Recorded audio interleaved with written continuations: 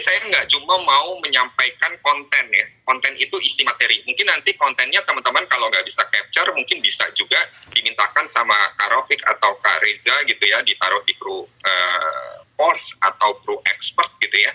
Tapi kalau saya mau tambahin meaningnya apa buat kita? Artinya buat kita itu apa? Gitu teman-teman. Terkadang nih teman-teman, kan kita semua pembelajar ya, kita semua pembelajar.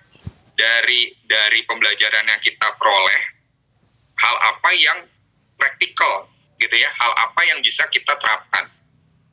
Terkadang gitu ya, terkadang nih banyak tenaga pemasar juga senang banget ikut training gitu ya teman-teman ya, tapi dia nggak memaknai, dia nggak ambil meaningnya. Ini artinya apa ya? Ini maksudnya apa ya? Terus ini kepakainya buat situasi saya apa? Nah, mudah-mudahan teman-teman sudah di level yang itu gitu ya, di level yang nggak cuma sekedar ngelihat konten, nggak cuma sekedar ngumpulin materi gitu ya. Banyak teman-teman agent atau leader bahkan pengumpul materi, seneng banget kalau ada pembahasan gitu ya teman-teman ya. Bahkan sampai bolak-balik, gue kok materinya belum nyampe ya, misalkan dia minta gitu ya. Menurut saya sih sebenarnya bukan tentang kontennya saja teman-teman. Manusia itu diciptakan, dia otaknya itu lebih hebat dari Pentium berapapun gitu ya teman-teman ya. Harusnya begitu Anda menyimak sesuatu dan Anda bisa ambil maknanya di situ, harusnya sih Anda sudah punya kumpulan kosakata gitu ya yang Anda bisa gunakan seputar itulah. Jadi saya mau ajak teman-teman itu pada saat melakukan proses pembelajaran itu sudah level yang lebih gitu ya, nggak cuma senang untuk ngedengerin atau ngelihat konten, walaupun nanti teman-teman diajak partisipasi, tapi teman-teman harus ambil ini maknanya apa, ini fungsinya apa buat saya. Gitu ya teman-teman ya. Nah ini slide depan saya yakin teman-teman juga sudah diinformasikan pastinya ya, sudah pasti dengan Anda tadi mempelajari sesuatu, terus Anda memaknai sesuatu, terus pasti Anda bisa tahu gimana sih gue memahami konsep asuransi jiwa syariah ini gitu ya, terus apa saja yang akan saya hadapi gitu ya, dan tindakan apa yang saya lakukan gitu teman-teman. Jadi kalau kita memulai sesuatu yang baru, menurut saya ini sesuatu yang baru buat kita semua termasuk saya gitu ya teman-teman ya. Ini apa sih? Maksudnya ini apa sih gitu ya. Sehingga kita dapat maknanya tadi. Terus kita menghadapi situasi di lapangan dan tindakan apa yang kita harus lakukan. Gitu teman-teman. Sehingga akan keluar sebuah resultnya yang sesuai juga. Gitu ya teman-teman ya. Ini nomor 6 keren banget nih kata-katanya. Saya yakin teman-teman di kayak Kak Rafiq, Kak Reza, Kak Rini nih yang kasih poin 6 ini gitu ya teman-teman ya. Yang tadi saya bilang, kalau kita punya persiapan gitu ya teman-teman ya, kita punya persiapan, akhirnya hasilnya yang nggak akan membohongi deh. Dan yang Maha Kuasa itu kan pasti dia juga ngelihat usaha kita. Gitu teman-teman ya, ngelihat apa yang kita perbuat gitu ya. Contoh, banyak orang yang pagi ini sudah secara fisik dan secara pemikiran hatinya ini yang merayakan Idul Fitri ya teman-teman, itu sudah nggak di masa-masa untuk bekerja. Jujur-jujuran deh. Mudah-mudahan teman-teman hadir ini bukan karena memenuhi absen saja, tapi teman-teman punya niat bahwa saya mau menambah lagi persiapan saya. Karena begitu saya nyampe ke tempat tinggal saya, misalkan yang mudik, atau nanti saya bersilaturahmi itu, kata Kak Rafiq, mudik itu tadi lah, jadi lupa tadi apa ya gitu ya. Nah, menyambung silaturahmi lah intinya gitu ya, teman-teman ya. Di situ kesempatan kan ada. Bahkan nih, teman-teman, gue punya arisan di komplek, di rumah gitu ya. Itu tuh kesempatan sebenarnya gitu ya. Kesempatan untuk setiap kali kita bertemu gitu ya, untuk ngobrolnya yang meaning, ngobrolnya yang berarti. Ya kaitannya kalau saya sebagai seorang agen asuransi, ya saya akan masuk ke gitu ya, cari tahu apa yang persiapan apa buat dia dan anaknya dan sebagainya. Nah apalagi nanti kita bersilaturahmi dengan banyak orang. Gimana kalau gue nggak merayakan Idul Fitri, nggak menjadi pembeda, tetap aktivitas kita tetap jalan juga. Bisa jadi Anda bertemu dengan teman-teman Anda juga yang merayakan gitu ya, atau bahkan Anda jadi bisa reunian. Nah di situ semua kesempatan yang banyak. Tinggal persiapan kita. Persiapan itu penting banget sih teman-teman ya. Nah kalau kata Thomas Alva Edison, dia bilang kesempatan emas seringkali dilewatkan banyak orang karena selintas terlihat seperti hal yang biasa dan sepele aja. Kita anggap momen Idul Fitri ya ini momen untuk kita bersilaturahmi. Gue nggak mau campur adukin dengan sebuah presentasi gitu ya teman-teman ya. Nah itu yang orang biasa. Tapi kalau orang yang di luar dari kebiasaan, dia melihatnya ini bukan bekerja teman-teman. Kalau teman-teman tahu nih konsep kita berasuransi syariah, kita itu bukan mengajak orang bertransaksi jual beli polis, kan teman-teman tahu ya akadnya ya gitu ya. Bahwa kita mengajak mereka untuk melakukan sebuah kebaikan gitu loh. Kita mengajak mereka untuk ikut serta ke dalam kumpulan orang-orang yang mau berbuat baik gitu loh teman-teman. Dan ini bentuk usaha kita, bentuk ikhtiar kita gitu ya. Kalau situasi yang takdirnya Allah itu kasih, saya harus lebih dulu meninggalkan keluarga saya. Setidaknya saya sudah melakukan ikhtiar saya. Dan saya juga ngajak orang lain gitu ya, juga untuk berikhtiar atau mempersiapkan atau berusaha hal yang sama. Nah teman-teman, kalau sudah sampai di situ, itu tuh bukan bekerja lagi.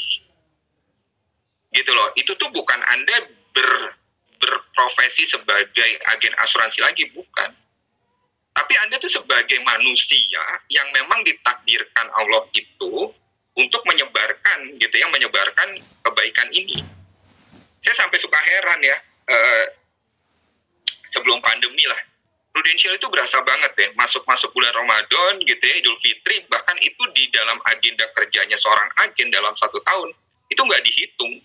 Kalau udah bulan Ramadan, Idul Fitri, itu nggak dihitung produktivitas gitu, karena dianggap situasinya beda. Saya nggak ngerti kenapa ya, tapi menurut saya sih kalau kita jadikan ini bukan sekedar pekerjaan, karena saya mau membagikan hal yang baik itu nggak mengenal bulan, bahkan kalau di bulan puasa malah hitungannya luar biasa kan ya teman-teman ya.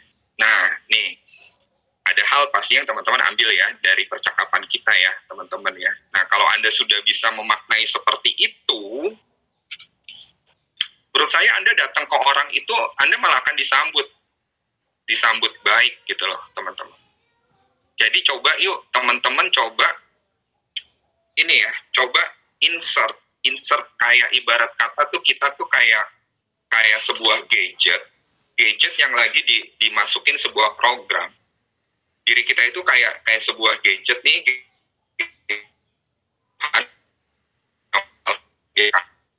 terus kita buat programnya apa? Saya join di sebuah usaha,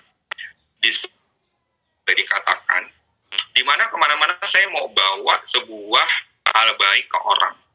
Coba deh, saya tanya teman-teman, kalau Anda membawa hal baik ke orang di luar sana, menurut Anda sendiri nih, orang-orang itu akan merespon apa sih? Coba deh, saya mau tahu jawabannya. Ketik aja mau 1 kata, 2 kata gitu. Kalau kita mau membagikan hal yang baik, menurut teman-teman respon orang itu kayak gimana sih? Pasti baik pula kakak. Pasti baik. Oke, positif tuh. Nah, good.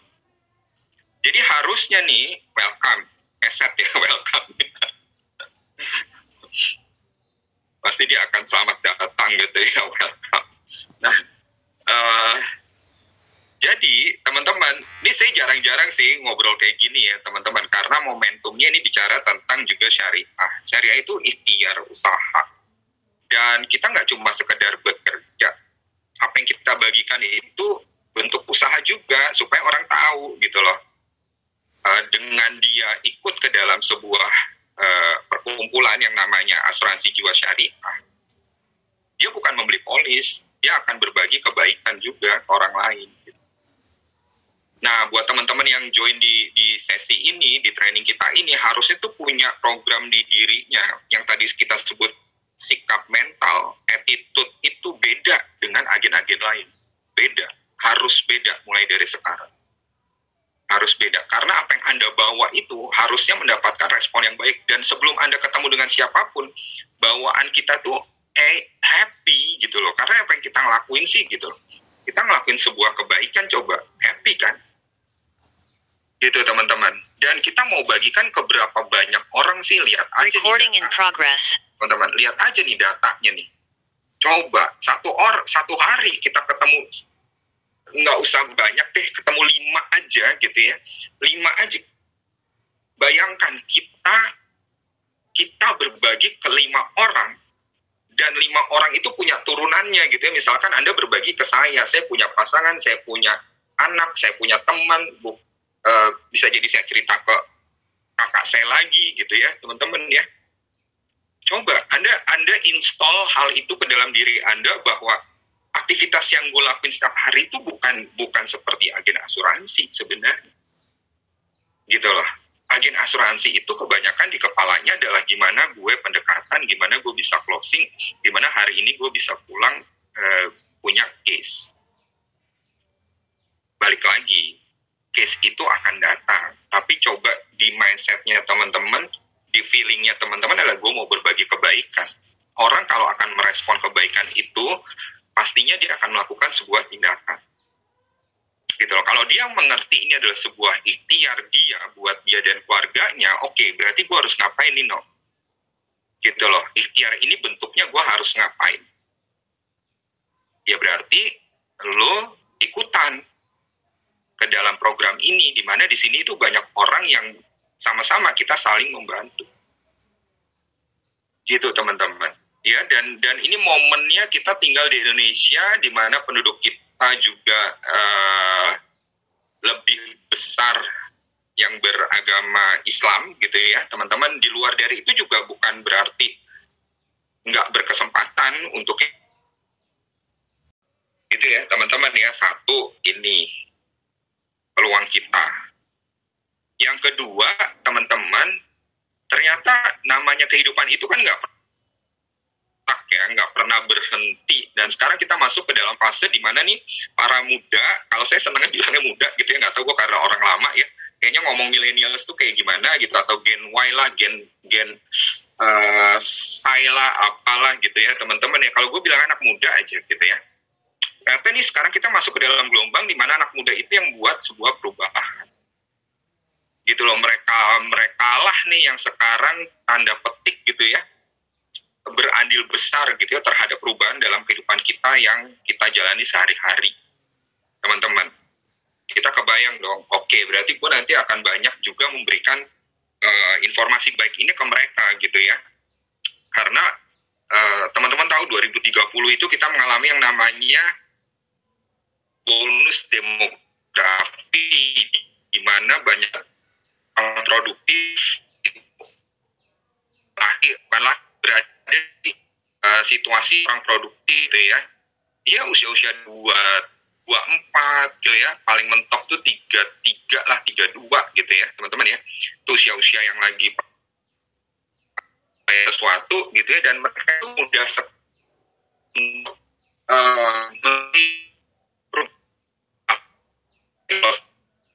orang yang agak lama gitu ya, nah saya punya modal juga gitu ya, menurut saya mungkin belum butuh dan sebagainya, ternyata nggak bisa juga gitu ya. Kalau Anda ini Anda mau mengikuti sebuah bahan besar gitu ya, nah ya Anda harus masuk ke dalam situ walaupun perbedaan usia gitu ya teman-teman ya. Hal apa sih yang terjadi gitu ya teman-teman, bicara tentang tadi saya bilang anak-anak muda ini yang membawa perubahan besar. Jadi bisa dikatakan nih kalau istilah di sini dibilangnya adalah 5 model nih milenial muslim mega shift. Jadi mereka ini sekarang yang membawa perubahan besar. Yang pertama ada S yang pertama karena dipicu dengan situasi pandemi sekarang gitu ya teman-teman ya. Banyak orang-orang dan banyak anak-anak muda juga yang akhirnya mereka terbuka gitu loh, bahwa ternyata kita tuh nggak punya kuasa ya terhadap sesuatu gitu teman-teman. Kita tuh nggak punya kemampuan apa-apa sebenarnya untuk mengatur sesuatu. Begitu yang Maha Kuasa kasih yang namanya virus, kita semua lumpuh gitu ya, maksudnya lumpuh, kita aktivitas terbatas dan sebagainya. Disitulah muncul semangat spiritualitas masing-masing orang itu meningkat, teman. Ya, meningkat gitu loh. Jadi bisa berasa kok teman-teman ya, orang tuh sekarang lebih wise, orang tuh sekarang lebih melihat sesuatu itu lebih punya arti gitu ya. Orang tuh sekarang lebih menghargai gitu ya teman-teman. Itu memang rencana yang Maha Kuasa luar biasa. Maknai bahwa situasi ini nih berarti kaitannya erat banget nih dengan hal baik yang mau saya bagikan juga ke mereka. Jadi teman-teman ya, S yang pertama teman-teman. Bagi yang Anda mau akses informasi yang tentang syariah, mau dari sisi keuangan, makanan, dan sebagainya. Gitu teman-teman, juga produk-produk yang kita konsumsi sehari-hari, bahkan baju, alat elektronik gitu ya, yang nggak cuma sekedar booming halalnya bukan, tapi memang situasinya seperti itu gitu ya. Situasinya yang membuat ya memang sudah seharusnya lah bagi Anda yang memahami sesuatu, meyakini sesuatu, ya ingin berikan di situ gitu teman-teman ya. Jadi nggak cuma halal tapi baik gitu kan ya, tapi baik juga. Halal itu nggak cuma sekedar label, orang di luar sana sudah paham gitu ya. Jadi nggak heran kalau tadi Bu Yeti mungkin menemui situasi seperti tadi gitu ya, mungkin dia informasinya sudah lebih dari kita gitu ya. Dianggap kalau asuransi syariah ini harus tapi ternyata pada saat kaitannya dengan buah program asuransi yang sebenarnya kita juga sudah siap, kita harus punya itu teman-teman. Luar sana dia sudah banyak tangguh. Misalkan yang gue pahami halal itu nggak cuma sekedar benar dikeluarkan sebutannya syariah, tapi gue pengen tahu proses di dapurnya itu gimana sih gitu loh, beneran nggak ini investasi bener nggak sih ditaruh di tempatnya yang seperti ini gitu loh teman-teman. Nah itu berarti kan kaitannya juga dengan persiapan kita. Oke, ini S yang kedua teman-teman, jelas sudah teman kita gitu teman-teman. Dan yang namanya digital itu deket banget sama anak muda gitu ya, bahkan anak-anak sekolah gitu ya. Gue kalau mau nanya sesuatu ke anak gue itu SMP gitu ya, maksudnya dia udah paham banget lah kalau bicara tentang digital nih harus gini gitu ya.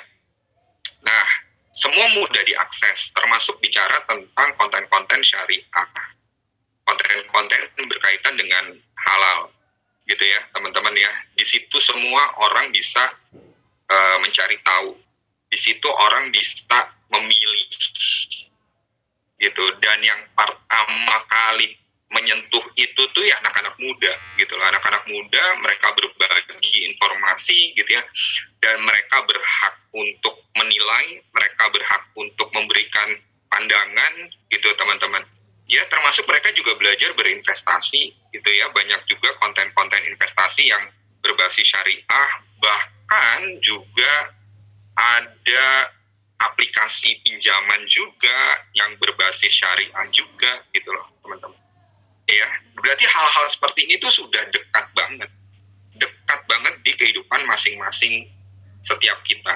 Nah pertanyaannya, persiapan apa yang Anda lakukan begitu Anda bertemu dengan orang di luar sana gitu ya, mereka yang sudah informasinya ada.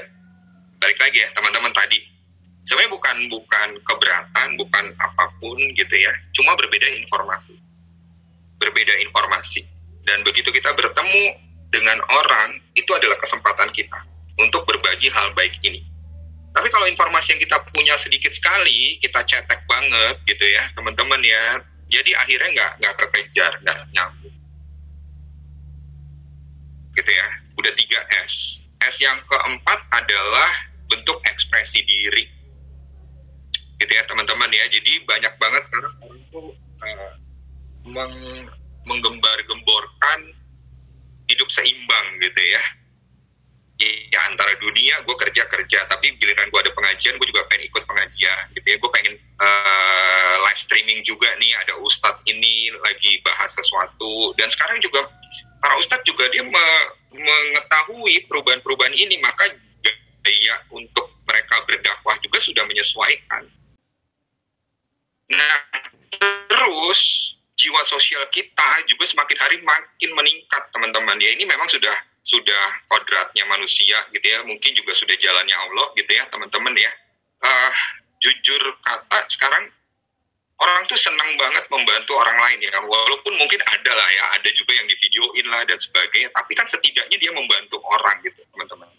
Dan anak-anak muda itu udah bagian dari lifestyle-nya mereka. Kalau gue juga bisa doing something, gue juga berbuat sosial. Di samping gue mungkin masih ada hedonnya gitu ya, masih ada suka-sukanya, riang-riangnya, tapi ada di dalam agenda mereka, mau dong kita berbagi yuk gitu loh. Kita kasih ilmu ke anak-anak jalanan, kita kasih pakaian kita nih yang keren-keren nih gitu ya, mereka nggak bisa gunakan gitu ya. Bahkan kan saya senang sepatu nih teman-teman, ada komunitas lah ya, komunitas sneakers. Salah satunya penggiat sneakers itu, dia sampai istilahnya dia sampai ngajuin gitu ya ke vendor-vendor gitu ya, vendor-vendor sepatu gitu ya. Gerakannya gue lupa lagi ya, 1000 langkah atau apa gitu ya. Dan bagikan sepatu-sepatu yang keren-keren itu ke anak-anak di pelosok yang nggak sempet nikmatin sepatu gitu ya. Mungkin ya sepatu ya sekedarnya aja gitu ya, bahkan sudah jebol dan sebagainya gitu. Menurut saya itu, saya nggak melihat dia agamanya apa dan sebagainya, tapi niat baiknya untuk berbagi itu loh. Gitu teman-teman, itu kan berarti hal baik kan gitu ya, hal baik yang seorang anak muda lakukan. Seperti itu teman-teman. Berarti kalau mau dibilang kita mau berbagi hal baik, ya benar. Anak-anak muda itu juga harus diedukasi gitu loh. Anak-anak muda saya bilang ya nggak cuma gen-gen tertentu lah ya teman-teman ya, saya juga boleh lah dibilang anak muda. Kak Raufik juga dibilang anak muda, dia kalau ketemu langsung juga teman-teman lihat Kak Raufik itu anak muda banget gitu ya. Kak Reza apalagi dia masih muda juga. Kalau Kak Rini saya nggak tahu dia masih muda atau enggak sebenarnya gitu. Oke, saya jeda dikit deh teman-teman, ada yang mau disampaikan nggak? Saya diem aja takutnya gue terputus gitu ya, teman-teman juga lagi nyetir, lagi ngapain gitu. Ada yang mau disampaikan nggak? Menarik kan, materinya tuh menarik banget. Gue baru baca beberapa kali aja tuh, kalau ngomongin tentang ini nih teman-teman nih, dia tuh sebenarnya ya udah bagian dari kehidupan kita gitu ya. Perlu diingat sekali lagi persiapan apa yang kita harus lakukan. Nah, iya, jadi teman-teman makanya tadi di depan saya bilang, dimaknai teman-teman. Jadi pada saat kita ngebahas sesuatu, teman-teman maknai, oke, berarti ini kalau bicara tentang jiwa sosial gitu ya, jiwa sosial itu nggak cuma dimiliki orang-orang yang mau meninggal aja. Sorry teman-teman ya, kan gini ya, kalau pemahaman saya nih anak zaman dulu gitu ya, orang tuh yang punya jiwa sosial itu yang orang-orang udah dia umurnya 50-an gitu ya, dia merasa bahwa iya ini gue saatnya nih gue lebih banyak berbagi gitu ya, karena gue usia udah tua gitu ya, kapan lagi gitu ya, keburu gue mati gitu ya teman-teman ya. Tapi itu berbeda banget sekarang gitu loh teman-teman, itu berbeda banget. Anak-anak muda tuh senang berbagi udah.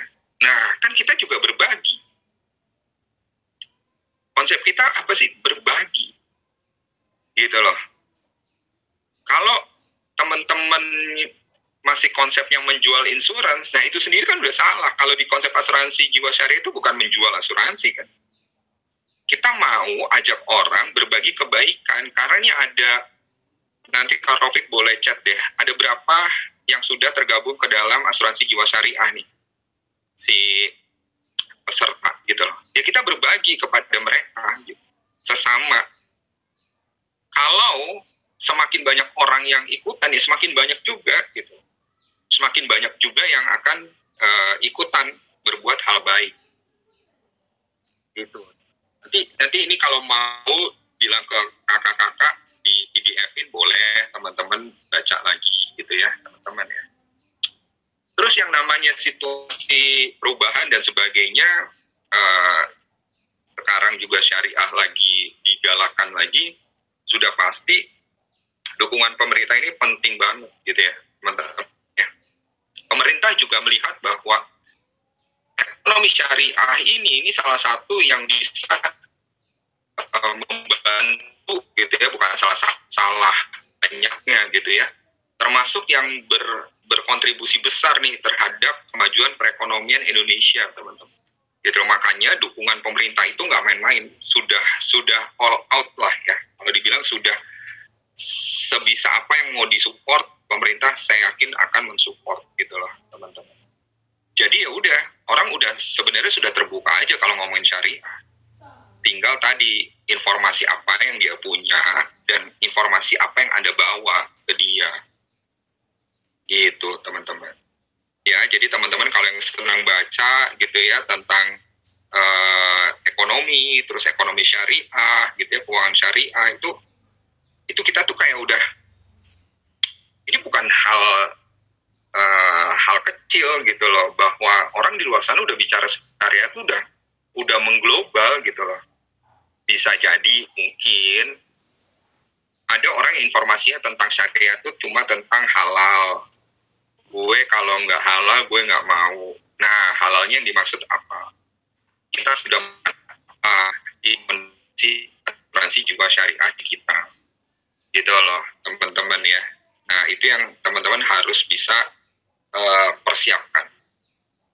Ya, ini kalau bicara tentang, balik lagi nih data-data ini, teman-teman, Indonesia itu punya posisi yang nggak main-main gitu ya. Kalau dibilang tentang ekonomi syariah secara global, teman-teman bisa dilihat itu ngomongin tentang makanan yang halal, Indonesia udah 4 besar, terus Asian yang bicara tentang syariah juga nomor 3 besar gitu ya, terus media juga 5 besar teman, terus Muslim travel itu 6 besar, kosmetik 6 besar, terus Islamic finance itu sudah 6 besar.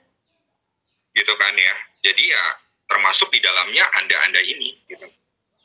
Kalau Anda ingin membesarkan ini lagi ya peran Anda itu nggak main-main. Perannya teman-teman semua nggak main gitu ya.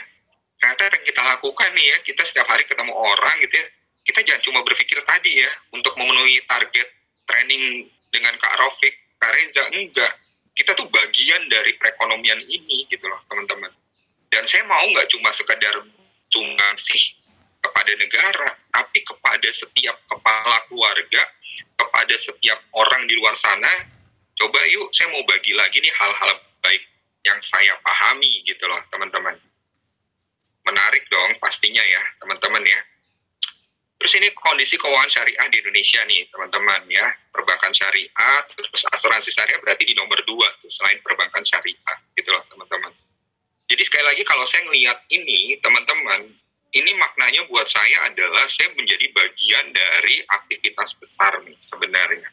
Saya menjadi bagian dari aktivitas besar dan orang di luar sana sebenarnya sudah terbuka dengan hal ini, tapi bagian saya pada saat saya ketemu dengan orang di luar sana lah bicara tentang perencanaan mereka, ikhtiarnya mereka, gitu loh, terhadap proteksi baik bagi keluarga, bagi dirinya gitu ya, dan juga mereka ikut berikhtiar untuk saling bantu-membantu. Gitu loh, jadi saya memaknainya kalau saya seorang tenaga pemasar saat ini, bagian sayanya itu apa? Dan apa yang harus saya perkuat lagi gitu loh teman-teman. Apa apa yang harus saya perkuat lagi. Data ini, informasi ini semuanya sudah mendukung, gitu loh. Tinggal saya mau ambil bagian itu seberapa besar, gitu ya teman-teman ya. Sehingga saya nggak cuma punya hasil, tapi banyak orang tuh yang mengambil manfaat dari saya. Dan apalagi tempat saya beraktivitas nih bukan main-main, gitu ya. Kalau bicara tentang Prudential sendiri, terus sekarang Prudential sudah spin off, Prudential syariahnya gitu ya. Nah ini bukan tempat yang main-main gitu. Jadi nggak ada alasan sih untuk kita tidak enjoy melakukan ini gitu loh teman-teman. Tidak enjoy sama happy sama lah ya. Tidak menikmati gitu ya aktivitas ini. Jadi tidak ada alasan untuk tidak menikmati aktivitas ini. Kenapa saya bilang harus menikmati? Karena sesuatu yang dijalanin itu dengan kita happy, dengan kita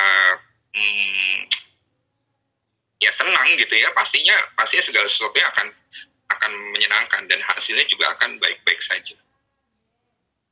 Gitu teman-teman. Ya, ini juga prestasi yang diperoleh gitu ya teman-teman ya. Jadi menurut saya angka ini teman-teman, ini bukan lagi sekedar angka yang senang kita melihatnya gitu. Tapi untuk meyakinkan lagi diri kita gitu loh, bahwa hal baik yang kita mau bagikan ini tuh udah sedemikian besarnya. Masa sih masih banyak orang yang nggak ikutan gitu ya, nggak ikutan secara aktif gitu. Jangan cuma melihat berita baiknya aja, gitu kan? Tapi kenapa kita nggak ikutan ke dalamnya gitu ya untuk secara aktif? Yang membuat mereka aktif orang di luar sana adalah Anda nih, teman-teman. Ujung tombaknya adalah teman-teman semua. Ya, penghargaan Prudential ini ya diperoleh karena ujung tombaknya Anda. Kalau Anda nggak bergerak ya penghargaan yang Prudential peroleh yang nggak sebesar ini, nggak sebanyak ini. Gitu. Oke. Menarik ya, kalau saya baca-bacain ya itu semua teman-teman, informasi itu sebenarnya sudah Anda pahami gitu kan ya. Anda bisa peroleh dimanapun. Nah sekarang diingetin lagi teman-teman, kita mau berbagi hal baik apa sih sebenarnya keluar sana gitu ya teman-teman ya. Kita mau berbagi hal baik apa sebenarnya, gitu kan? Ya hal baik kita berbagi ke siapapun. Cuma bukan ada cumanya sih maksudnya. Karena agar orang yang kita berikan hal baik ini, dia bisa ikut serta secara aktif gitu loh teman-teman. Dia bisa ikut serta secara aktif. Contoh, Kak Suci di sini dia bolak-balik ngobrol sama gue gitu loh. Ngobrol, Nino nih bagus loh, ya segala hal lah. Maksudnya kaitannya dengan tadi konsep tolong-menolong dan sebagainya, gue juga setuju gitu loh. Dan Kak Suci sudah lihat situasi gue, udah main ke rumah dan sebagainya. Tapi ternyata memang gue belum bisa saat ini. Kondisi keuangannya memang benar-benar tidak bisa. Ya berarti kesempatannya kita sudah menginformasikan hal baik itu. Tapi Nino ini belum bisa ikut serta secara aktif. Gitu ya, bisa dipahami ya. Berarti ada tindakan yang kita lakukan, tapi ada sesuatu yang orang lain belum bisa ikut secara aktif. Nah, bahasanya nih, kalau di bahasa penjualan, berarti kita memapping kan, mana-mana saja orang yang setelah kita bisa berikan hal baik ini, kita presentasikan hal yang baik ini, mereka bisa ikut secara aktif. Berarti kita mapping, kita petakan. Mereka-mereka yang punya kemampuan secara ekonomi gitu ya, teman-teman ya, ekonominya memang besar, cukup, oke lah, kita bisa tawarkan gitu ya, teman-teman ya, kita bisa tawarkan yang mana, gitu loh, teman-teman. Tapi pada saat ketemu dengan yang kondisi kayak gue, misalkan gitu ya, gue tuh tertarik banget, dan gue sebenarnya punya kebutuhan terhadap proteksi. Ya udah, kita ngobrol-ngobrol, gimana Nino kalau dengan kontribusi yang sekian, ini masih lumayan terjangkau gitu ya. Karena Nino sudah tahu pentingnya sebuah proteksi supaya ikhtiarnya itu diwujudin gitu ya. Nah udah, bisalah salah satu produk ini nih teman-teman. Udah Perut Cinta, Perut Cerah, PSS gitu loh. Oke, jadi pada saat kita ngobrol itu juga orang jadi seneng karena apa? Kita tuh hadir memberikan sesuatu yang baik, tapi orang bisa ikut serta gitu loh. Orang bisa ikutan nyata. Kalau agentnya aware, ya berarti penawarannya bukan hal-hal yang di luar dari kemampuannya dia. Gitu loh. Ya. Cuma terkadang kalau agentnya nggak aware nih, orang ini punya ketertarikan sih gitu loh. Cuma nanti terbenturnya dengan kondisi ekonomi yang tidak mencukupi. Gitu loh, karena si agentnya lagi kejar API gitu ya.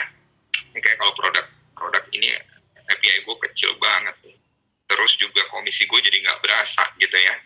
Nah itu udah bubar lagi tuh, nggak ya kita sudah memberikan hal baik sih.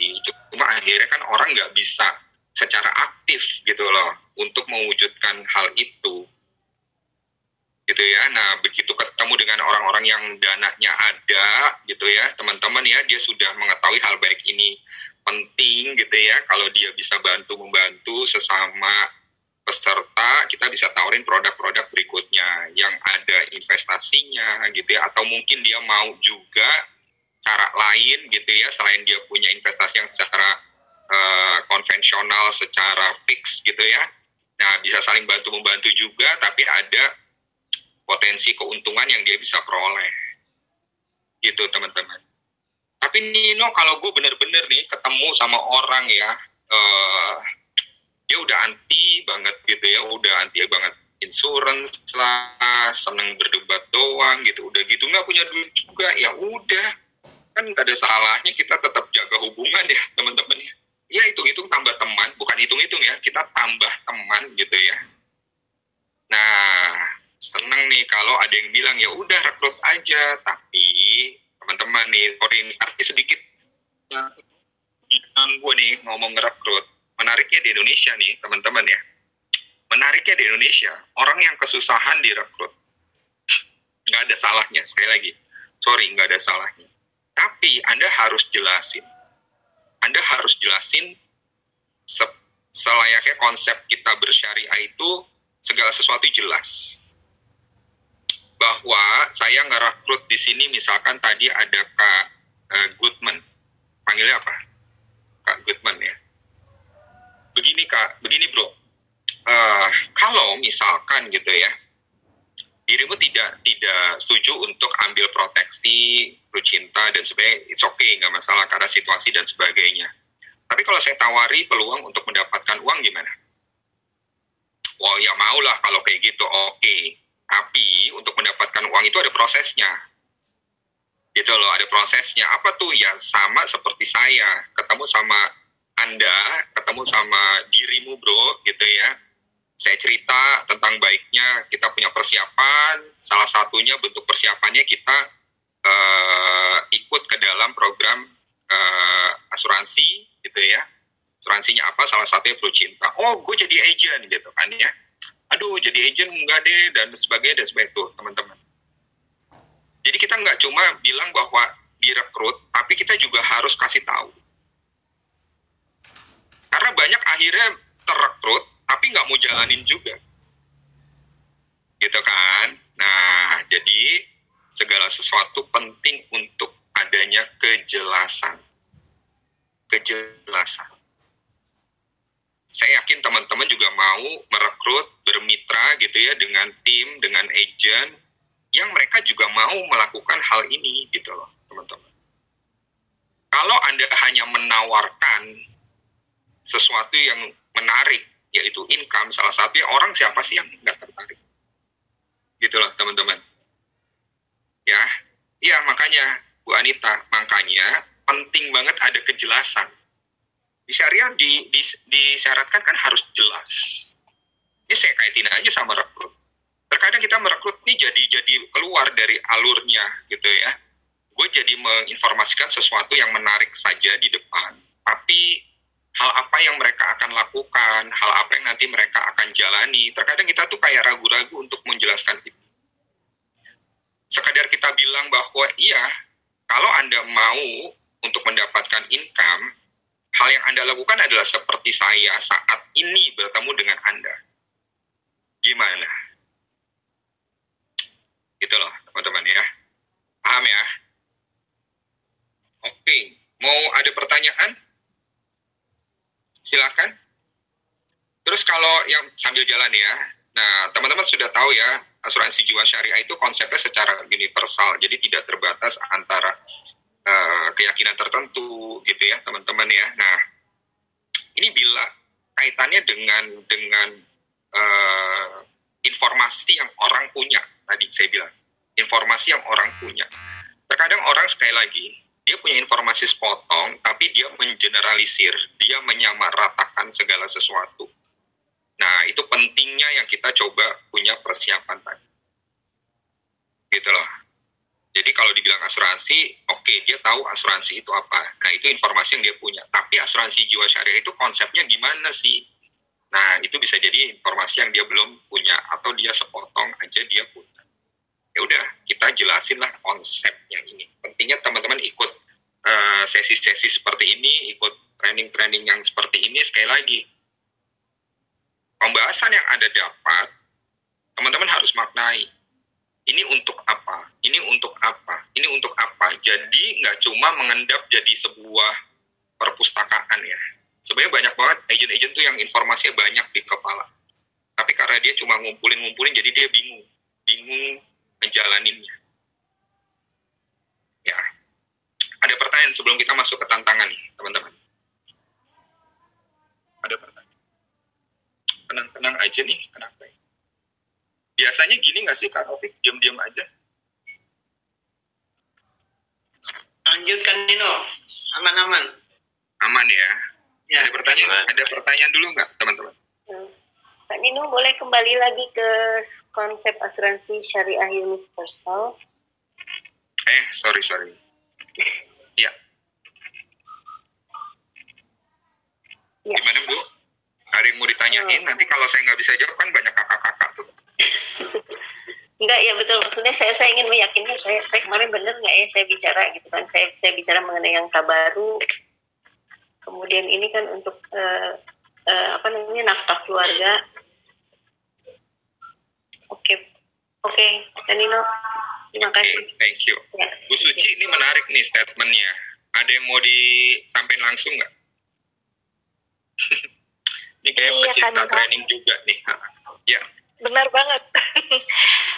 Karena kalau mungkin setiap orang punya pola belajar yang beda-beda ya. Kalau saya merasa bisa dapat poinnya gitu biasanya setelah berkali-kali gitu. Nggak tahu ini kebiasaan buruk atau kebiasaan bagus, tapi kalau minimal saya 2 kali 3 kali ikut training, katakanlah Lu Cinta gitu ya, itu baru bisa saya dapat gitu ininya. Cuma memang kalau saya tuh polanya memang karena memang senang belajar, jadi belajar, cuma pas prakteknya tuh udah masuk ke lapangan jadi buyar gitu kadang-kadang. Berarti belum biasa ya, Kak? Nah, semua ilmu tuh jadi gimana ya, mulai dari mana, apa dulu yang harus disampaikan gitu. Nah, tipsnya nih teman-teman, otak kita itu kalau model kayak Kak Suci gitu ya, otak kita itu harus dikasih istilahnya itu harus dikasih jembatannya, harus ada bridge-nya, jembatan gitu loh. Jembatannya itu apa? Ini tips aja ya teman-teman ya. Jadi kalau kita sudah mendapatkan sebuah informasi, akhirnya informasi itu terkadang kurang terpakai. Jadi istilahnya tuh kita kayak punya perpustakaan aja gitu loh. Caranya adalah kita mulai dari tindakan apa yang mau kita lakukan nih. Contoh ya, tadi udah membahas tentang peluang-peluang yang ada gitu loh. Sekarang otak kita tuh dipandu. Jadi dipandu dengan kita buat list, saya mau ngapain sih? Contoh, gue nanti lebaran nih kan mau ketemu sama keluarga, bahkan keluarga-keluarga yang jarang banget ketemu. Tapi gue tuh niat sebenarnya mau sedikit ngobrol-ngobrol gitu ya, mau tipis-tipis lah berbagi sesuatu. Oke, ditulis, berarti gue mau tipis-tipis ngobrolin tentang ikhtiar gitu ya, tentang persiapan. Gue cari sumbernya di mana ya, buka lagi tuh di otaknya atau buka materinya. Oke, persiapan itu berarti kita ngomonginnya ini, ditulis. Gitulah teman-teman, caranya ya, supaya nggak buyar, nggak kemana-mana, gitu loh. Terus, sambil ya nggak usah kayak anak sekolah banget dihafal, tapi setidaknya kita inget-inget. Jangan begitu. Itu kan tadi tak-tak-tak. Iya enggak. Ini pakai Apa tuh? Oke. Nah, jadi sampai di mana ya, gue jadi lupa. Nah, jadi pada saat contoh ya, gue mau ketemu sama kakak gue nih gitu ya, namanya si ini gitu ya, Kak Budi misalkan. Kak Budi tuh model orangnya gimana ya? Oke, nanti kira-kira gue akan ngobrolnya itu gimana ya? Memang kita bukan peramal ya teman-teman ya, kita nggak bisa memastikan hal itu terjadi, tapi setidaknya otak kita tuh kayak punya referensi gitu loh. Jadi otak kita tuh kayak sudah punya catatan. Itu satu. Terus nanti mau ngapain lagi ya? Aku juga mau kayak Nipa. Hanifa nggak sengaja. Kenapa bisa mute-nya kebuka ya? Kalau nggak ini juga nggak ngomong, kenapa bisa kebuka? Oke. Gitu sih tipsnya sih ya, Kak Suci ya. Jadi teman-teman, setelah kita mendapatkan sebuah informasi, jangan jangan ya. Biasakan tidak lama-lama itu mengendap. Gitu loh. Informasi itu bagus sih kalau ada di kepala kita banyak. Tapi itu segera harus kita kayak keluarkan gitu loh teman-teman. Jadi di list aja, gue mau ngapain nih gue pakai, ini mau ngapain nih gue masukin yang ini gitu loh. Berarti kalau tadi gue masukin kepada apa, sikap mental gue tuh bahwa ekonomi syariah sudah semakin besar, booming syariah tuh sudah sejak lama sebenarnya. Orang di luar sana itu sudah terbuka segala sesuatu yang kaitannya dengan halal gitu ya, mulai dari makanan dan sebagainya. Oke, berarti gue tuh di catatan berarti gue kalau ngomongin syariah tuh udah biasa. Orang di luar sana itu udah terbuka. Gitu. Dan lebih baik kuasai 1-2 produk ya Kak. Jadi dicoba dalam kurun beberapa waktu, baru lompat ke produk yang lainnya. Kaitannya dengan tindakan apa yang mau kita lakukan, Suci. Tindakan apa yang mau kita lakukan. Gitu loh. Kalau informasinya Suci udah dapatkan nih, Suci nggak cuma ikut syariah, juga ikut yang lain, dan sebenarnya kan informasi udah masuk nih. Ya udah mulai diulur lagi gitu ya, dengan apa? Suci mau ngapain? Suci mau lakukan tindakan apa? Gitu loh. Jadi nanti dikeluarin lagi satu-satu. Gitu. Baik Kak Kak Nino. Siap. Oke, sebentar ya. Sip, thank you. Gue mau ke kolom dulu, bentar ya. Mau cari charger, sorry teman-teman. Ada lagi yang mau ditanyain? Teman-teman. Ada lagi?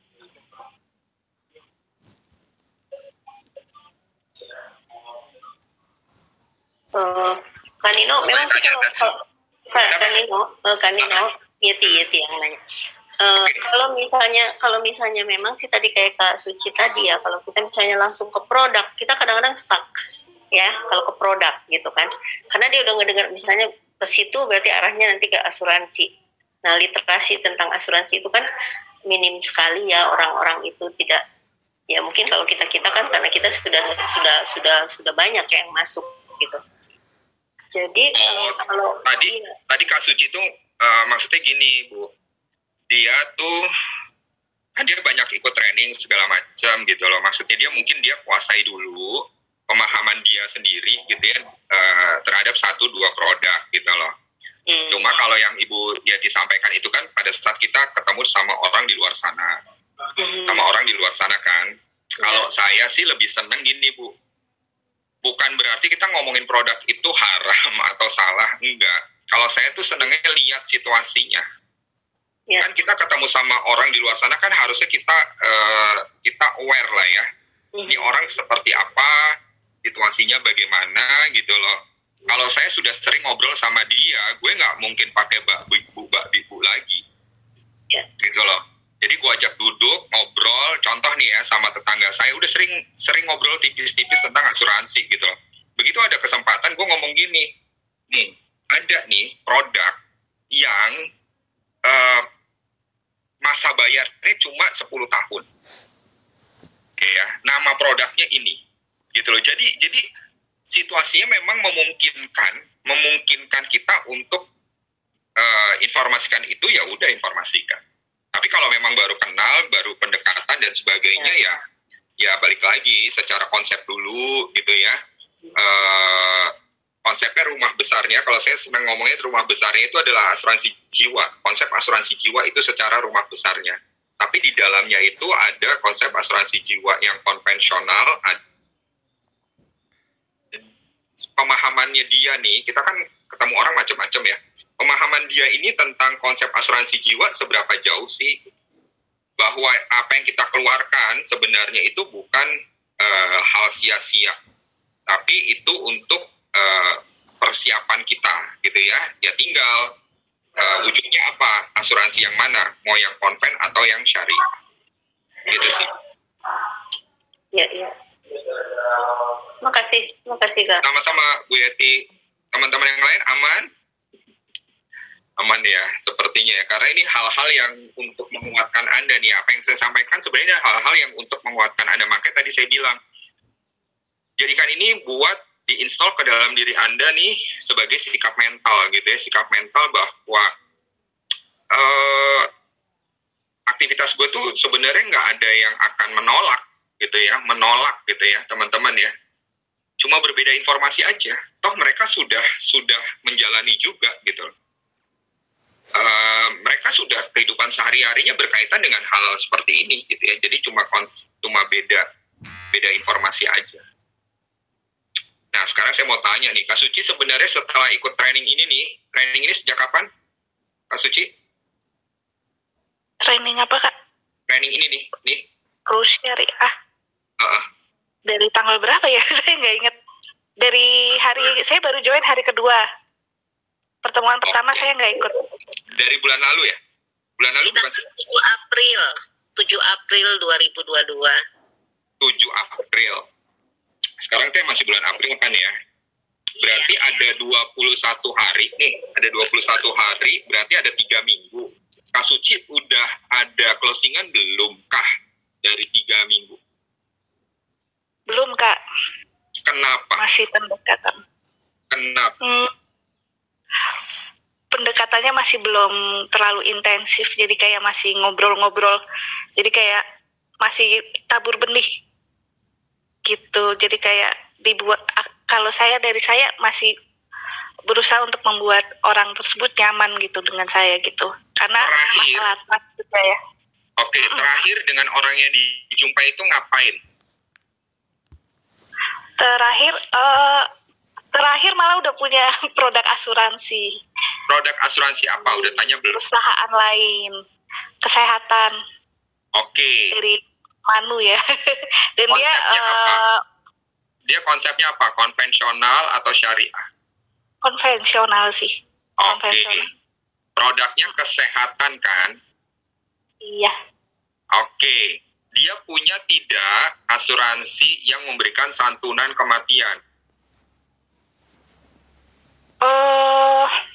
Belum sih, saya belum nanya sampai gitu ya. Tapi dia udah punya kesehatan sama pendidikan untuk anaknya.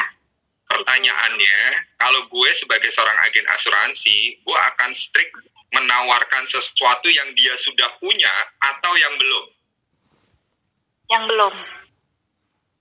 Berarti di situ Kak Suci mulai memikirkan untuk kira-kira nih ngobrolin apa sebenarnya? Setuju sih tadi kata Kak Nino, manfaat meninggal dunia ya Kak. Nah, di situ Kak Suci kurang peka melihat itu tuh ada peluang Kak Suci bahwa orang di luar sana tuh wajar punya asuransi kesehatan, wajar. Mau dia kerja dimanapun, apalagi dia bekerja di sebuah perusahaan pasti dapat asuransi kesehatan. atau dia beli sendiri. Karena asuransi kesehatan itu kalau di tier itu di tingkatan itu, kalau kita sebagai orang ya di kehidupan kita lah ya, terus kita punya kemampuan, pertama kali yang harus kita penuhi adalah asuransi kesehatan. Tier pertama ya, tangga pertama. Setelah asuransi kesehatan, asuransi berikutnya, kesehatan itu maksudnya gini, asuransi rumah sakit ya. Jadi untuk membayarkan rawat inap gitu ya, terus obat-obatannya dia gitu ya teman-teman ya. Terus tier berikutnya adalah santunan kondisi kritis gitu loh, tier berikutnya ya. Terus yang tier berikutnya atau tangga berikutnya adalah santunan meninggal dunia. Nah, di jiwa ya. Iya, di produk kita juga ada yang sekaligus tuh memberikan santunan kondisi kritis, juga ada santunan meninggal dunia, gitu loh. Nah, di situ Kak Suci sebenarnya punya peluang selama Kak Suci punya persiapan. Penting kan? Tadi saya bilang, jadi Kak Suci nanti disebutnya hoki atau laki tuh. Bukan laki-laki ya, maksudnya jadi beruntung tuh kalau ada peluangnya, tapi Kak Suci punya persiapan. Siap, jadi pintar-pintar lihat peluang ya Kak? Nggak usah pintar-pintar lihat peluang itu ada dimanapun. Oh oke. Mindsetnya nih. Siap. Peluangnya itu ada dimanapun kan. Kak Suci tadi ketemu sama teman, ketemu sama siapa, itu udah jadi peluang sebenarnya. Iya. Oke, tapi karena Kak Suci kurang persiapan, ya dong, Kak Suci kurang melihat bahwa oh sebenarnya saya bisa masuk nih, dikit-dikit lah, kalau bahasa tongkrongan gue tuh tipis-tipis lah ngomongin, ngomong-ngomong tuh di sana di Manulife beli juga kah asuransi kalau meninggal dunia gitu, misal ya. Siap Kak. Gitu loh. Oke. Terima kasih Kak. Sama-sama. Oke. Nah, kalau tadi sesi pertama kita ngomongin peluang, berikutnya adalah tantangan. Tantangan itu sesuatu yang kita hadapi di luar dari ekspektasi kita gitu ya. Disebutnya jadi tantangan gitu ya. Kalau semuanya smooth-smooth aja, Kak Suci tadi lagi nemuin tantangan tuh gitu ya. Kalau semuanya sesuai aja ya hidupnya nggak asik kan ya gitu loh. Tapi ingat, Allah itu tidak membebani seseorang melainkan sesuai dengan kesanggupannya. Jadi tantangan yang Kak Suci hadapi sebenarnya Kak Suci juga akan nemuin jalan keluarnya selama dia mau coba cari tahu lagi gitu ya. Makanya mudah-mudahan tadi obrolan kecil kita Kak Suci jadi kebayang lagi, jadi coba lagi, oke, tantangan gue ternyata gue lupa nih atau gue belum paham. Dia kan baru cuma punya manfaat rumah sakit kan gitu loh. Berarti ada sesuatu nih yang bisa ditawarin juga. Produk kita kan macem-macem ya gitu loh. Nah, seperti itu. Jadi saya senang banget kalau ngomongin tantangan itu terjadi karena di luar dari ekspektasi kita. Sesuatu yang kita hadapi itu di luar dari ekspektasi kita, di luar dari rencana kita. Ya udah itu jadi tantangan. Tapi ingat, ya itu rencananya Allah gitu loh. Dia yang maha mengatur, tapi ingat juga dia nggak mungkin juga ngejerumusin kita, dia juga nggak mungkin kasih beban kita di luar dari yang kita mampu. Berarti Kak Suci ketemu dengan situasi tadi, dia sebenarnya mampu, cuma diminta untuk berpikir aja gitu loh.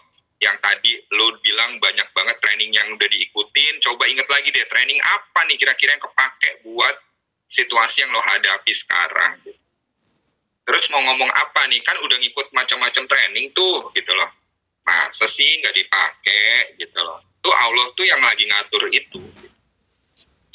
Gitu ya, cuma orang terkadang teman-teman terlalu membesar-besarkan. Gitu ya, terlalu membesar-besarkan. Kak Nino. Iya, ada yang mau tanya? Boleh tanya dulu, Bon. Ya gini, nah, ini pas ya dengan tantangan gitu. Karena ketika ada kutipan tadi, Allah tidak akan memberikan apa tantangan kepada kita di luar ekspektasi kita kan gitu ya, melainkan sesuai dengan kesanggupannya kan gitu. Nah, ketika kadang ada salah satu klien gitu, ketika kita bicara tentang kesehatan, program kesehatan, manfaat rumah sakit ya, yang tadi ada yang nasabah bilang gini, calon nasabah itu bilang gini, oh enggak mas, saya nggak mau ikut ke program itu kesehatan gitu, karena kan saya yakin aja deh sama Allah, karena Allah kan sudah pasti nggak akan memberikan cobaan yang di luar kemampuan saya. Jadi kalau saya dikasih sakit, pasti saya mampu untuk membayarnya gitu. Dan nggak mungkin Allah memberikan saya cobaan sakit yang sehingga saya nggak mampu untuk membayar biayanya gitu. Nah, gimana untuk menanggapi tantangan dari yang berbentuk pemikiran calon nasabah yang seperti itu, Kak Nino?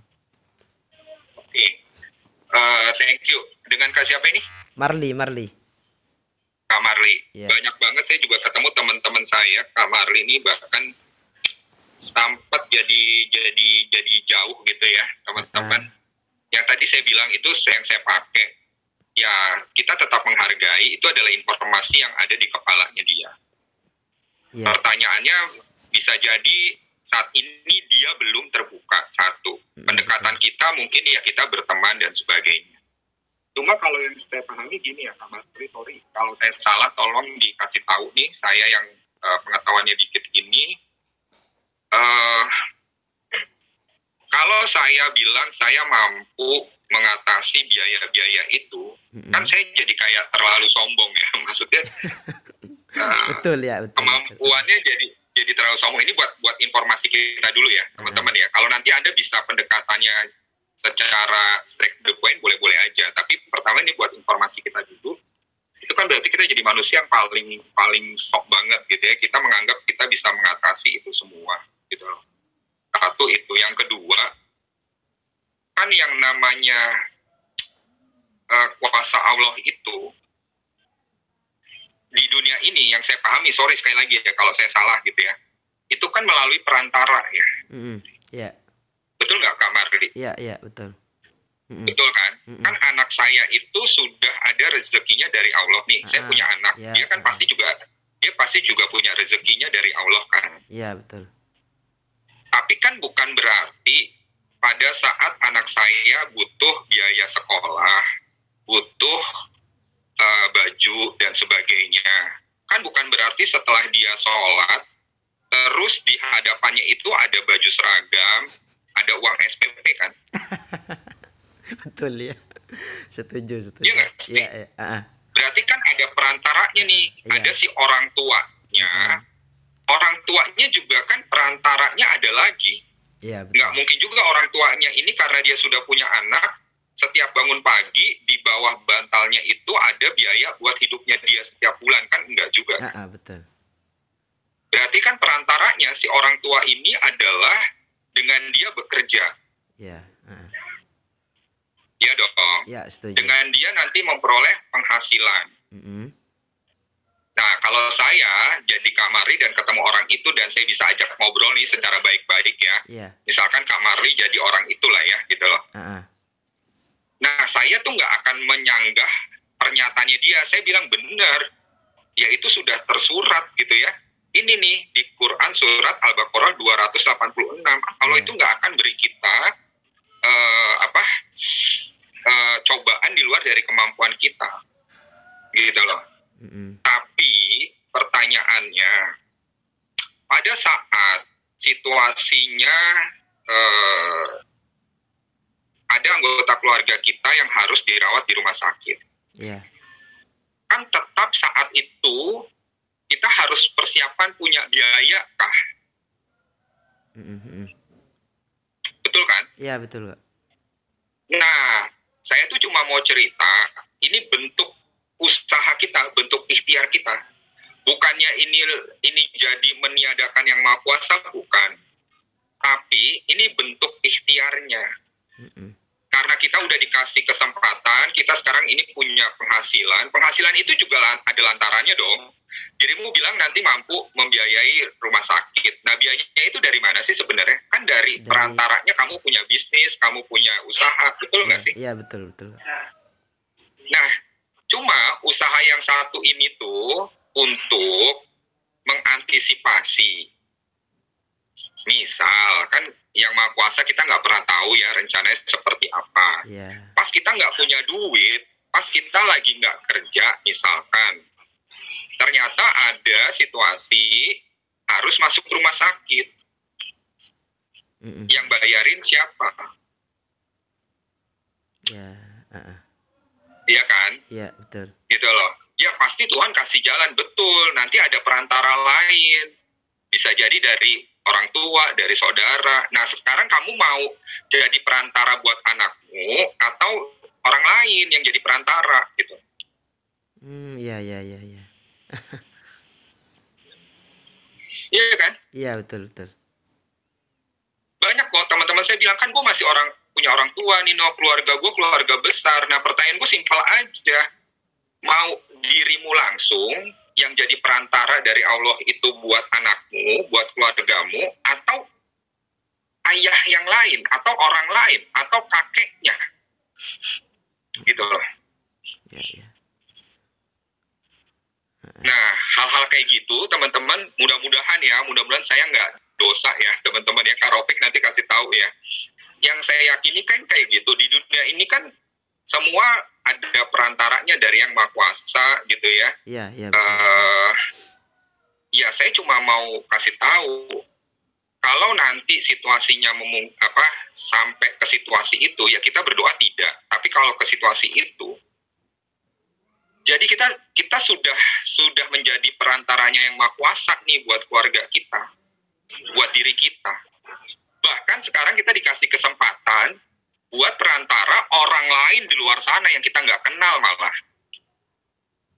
Coba. Iya. Coba. Betul. Kalau ada orang lain di luar sana, nih yang peserta asuransi jiwa syariah, dia butuh proteksi, dia join nih, terus dia klaim. Kan di situ kita saling membantu kan, sesama peserta kan. Iya. Nah, itu tambahan lagi tuh setelah kita ngomongin yang hal secara umum, terus masuk lagi ke hal yang khusus, yaitu asuransi jiwa syariah itu konsepnya apa.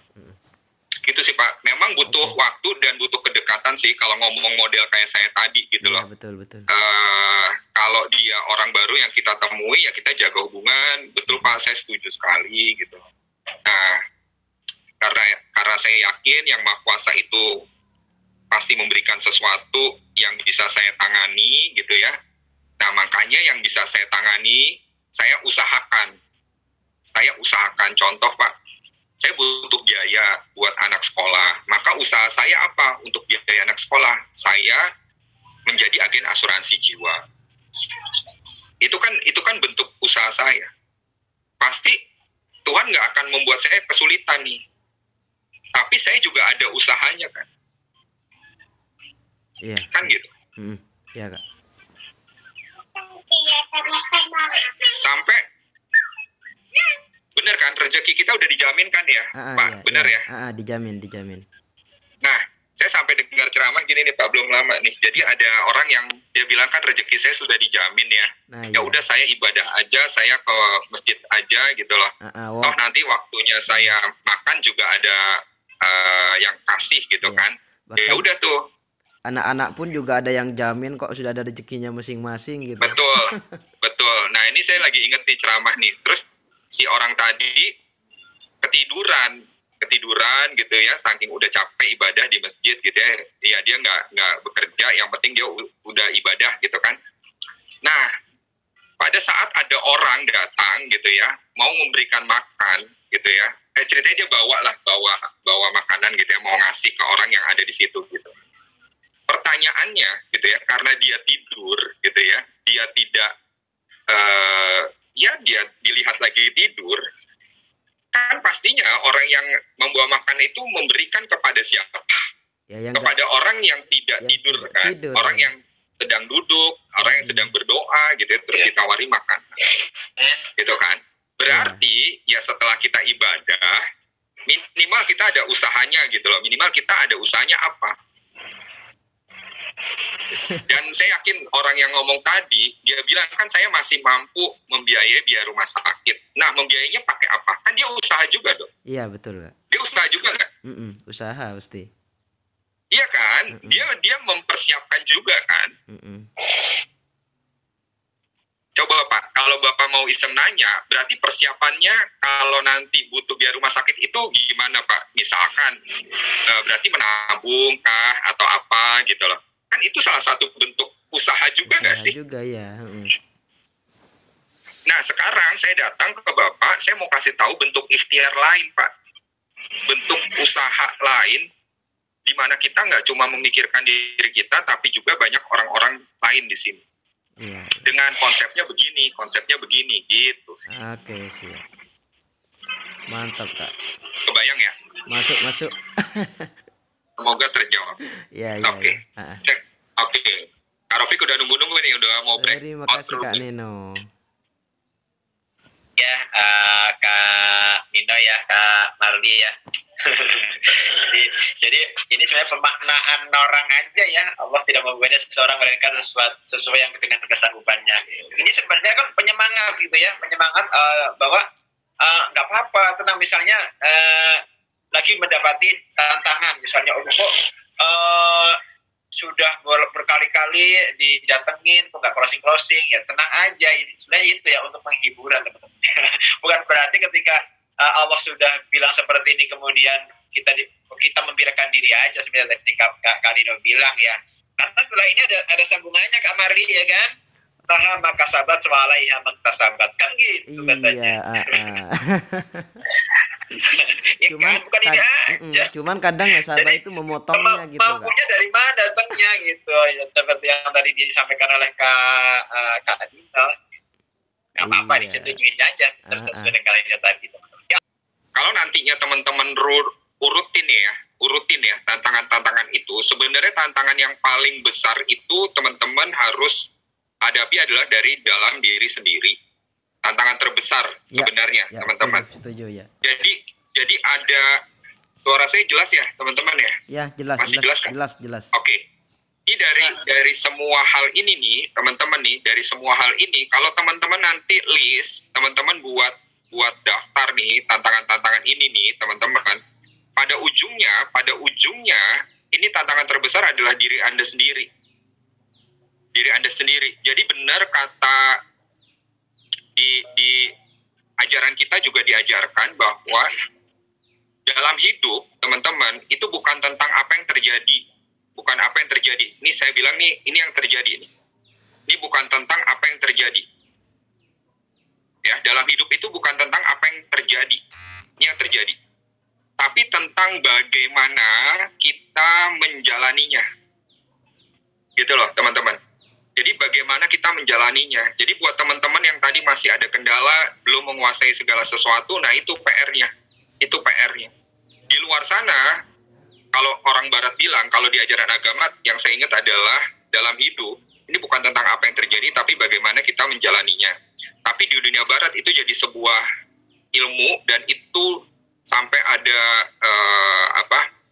ada trainingnya tersendiri. Itu kalau di bahasa Indonesia ini adalah kita cuma bertugas mengkontrol apa yang terjadi di diri kita. Gitu loh. Kita hanya bertugas untuk mengkontrol diri kita, bukan di luar diri kita. Itu teman-teman. Karena akan sangat pusing sekali diri kita kalau ingin mengkontrol semua hal. Gitu ya. Sementara di dalam diri kita akhirnya terlupakan. Sampai nanti ada tantangan lain lagi. Ada tadi disebutin nanti ada dari negara luar, it's nggak masalah mau dari manapun, dari planet manapun. Yang terpenting adalah gimana kita menjalani ini. Di dalam diri kita sendiri bagaimana. Tantangannya udah banyak banget, sementara tantangan di dalam diri kita masih ngomongin males, gue masih malu, gue masih bingung mau ngomong apa. Ya udah, bubar jalan. Gitu loh teman-teman. Coba deh, Anda benar-benar masuk ke dalam diri Anda tanya kayak tadi, ada Bu Suci, terus tadi yang terakhir siapa? Khalifah ya, siapa? Dia bilang, masih bingung gitu ya, ketemu apa, masih bingung mau ngomong apa. Coba saya tanya, kenapa kita bingung ngomong? Karena kita nggak sering ngomong.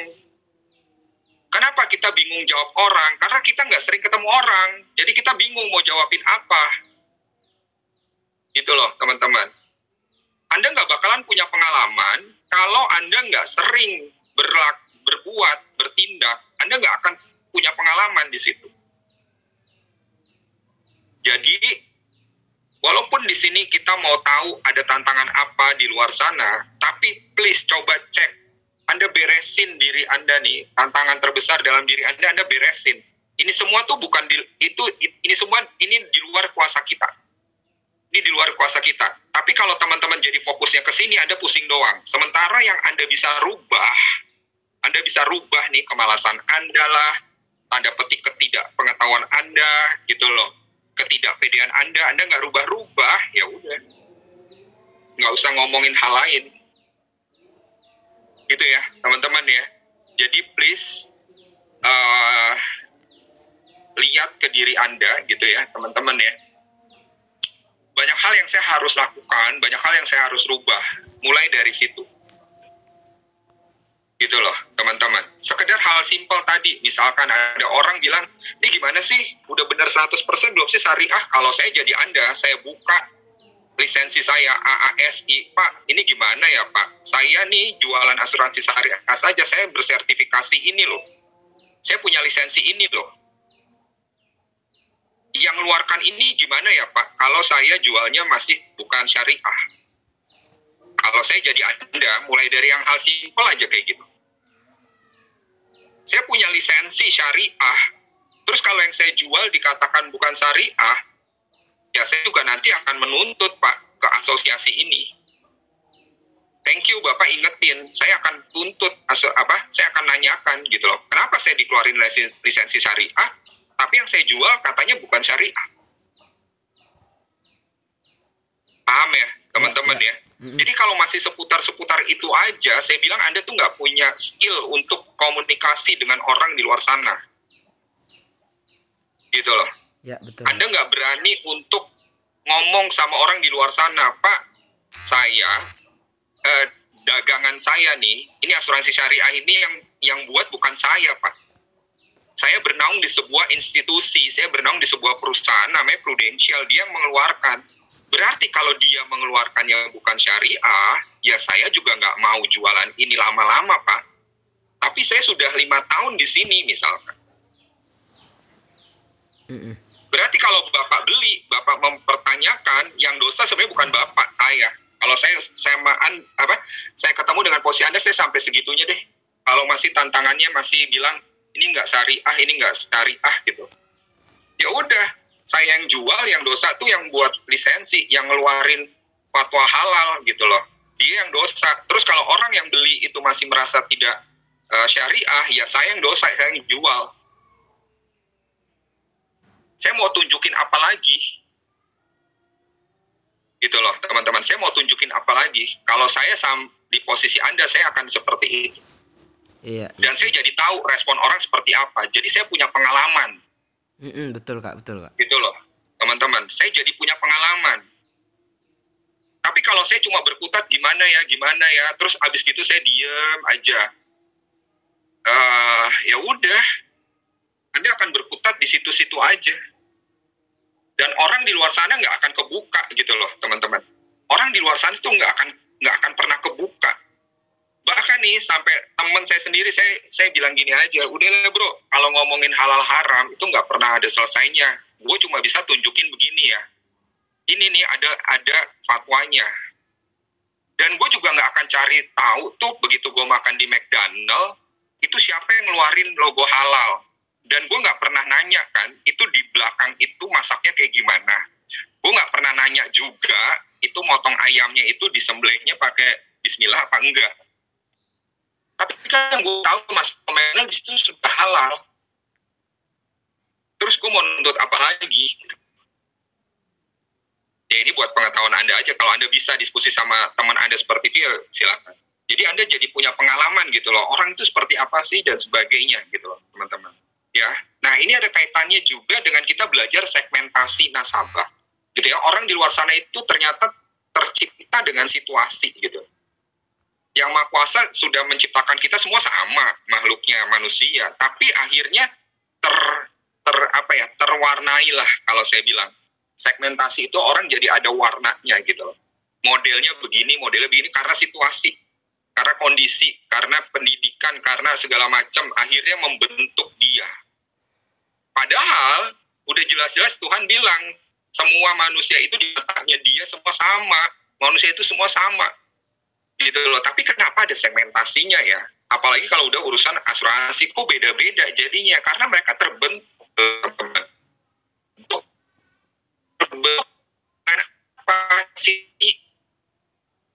Nah, kalau saya mau ngikutin mereka, berarti saya harus paham situasinya mereka. Nih kayak si orang luar yang bilang nih, si Zik ini nih, dia bilang, kalau kamu pengen, gitu ya, orang menyukai kamu, gitu ya, kalau orang suka kamu, gitu ya, dia akan mendengarkan kamu, gitu ya, teman-teman ya. Kalau orang suka nih, kalau saya disukai sama teman-teman nih sekarang, teman-teman jadi mau dengerin, gitu ya. Oke, tapi kalau orang-orang sampai percaya sama kamu, gitu ya, dia akan berbisnis dengan kamu. Caranya adalah sampai orang suka, sampai orang percaya, kita masuk ke warnanya dia. Kita masuk, kita pahami modelnya kayak gimana. Dan kita bicara berdasarkan modelnya dia. Nino, kok kayak kita jadi kayak orang munafik? Bukan munafik. Begitu kita masuk, kita jadi tetap punya tujuan yang sama. Orang model apapun, akhirnya dia terbuka pikirannya. Tapi kita pendekatannya dengan modelnya yang berbeda. Semoga bisa dipahami ya, teman-teman ya. Nanti kita akan buka nih, modelnya apa aja sih Nino? Nih, ada 4 model nih, teman-teman. Ya, jadi yang pertama ada universalis. Teman-teman ya, jadi angkanya sekarang ini di tahun 2020 itu angkanya meningkat. Universalis itu kayak gimana sih? Nanti ada penjelasannya detail-detail. Terus ada konformis. Teman-teman capture aja dulu, boleh silakan. Orang-orang konformis ini nanti dia penjelasannya masing-masing ininya, teman-teman ya. Ternyata semua ada peningkatan nih jumlahnya. Yang menurun ada yang modelnya apatis. Gitu ya, teman-teman ya. Nah, gue lebih senang nanti masing-masing aja penjelasannya. Jadi ada universalis, konformis, rasionalis, sama apatis. Kenapa sih kok jadi bentuknya begini nih, No? Ingat, tadi saya bilang, mereka terwarnai begini, terbentuk begini karena situasi, kondisi, lingkungan, pendidikan, ajaran orang tua, gitu loh. Tapi yang Maha Kuasa tidak melahirkan mereka seperti ini. Semuanya sama. Tinggal bagaimana dia hidup, akhirnya terbentuk. Gitu loh, teman-teman. Oke, kita satu-satu ya, teman-teman ya. Nah, ini masing-masing kota besar di Indonesia itu punya basisnya masing-masing ya. Saya bilang basisnya masing-masing tuh, teman-teman. Ya. Jadi teman-teman tinggal lihat. Teman-teman tinggal lihat nih. Kalau saya tinggal berarti kita semua ada di Jakarta. Oh, sorry, kita semua. Kan Anda dari bermacam-macam ya. Kalau gue di Jakarta berarti 73% universalis, 19% non-muslim, sisanya berarti gitu ya. Nah, terus yang lainnya, yang universalis tinggi di Jakarta ya. Ya udah, teman-teman nanti tinggal ya. Ya kalau sambil nyambi-nyambi gitu susah juga sih nanti pahamnya ya. Di-mute dulu ya. Di-mute dulu ya, teman-teman. Bocor. Keganggu nih. Kayaknya lagi belanja deh. Di-mute, Kak. Jadi nggak keganggu.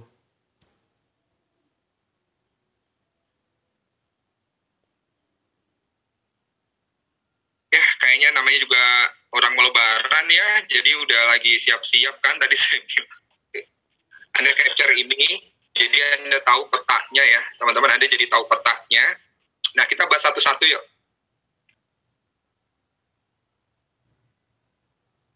Ya, kita bahas satu-satu ya, teman-teman ya. yang ini sih mendingan enaknya ada capture aja ya teman-teman, yang ada capture. Nah, kita mulai satu persatu.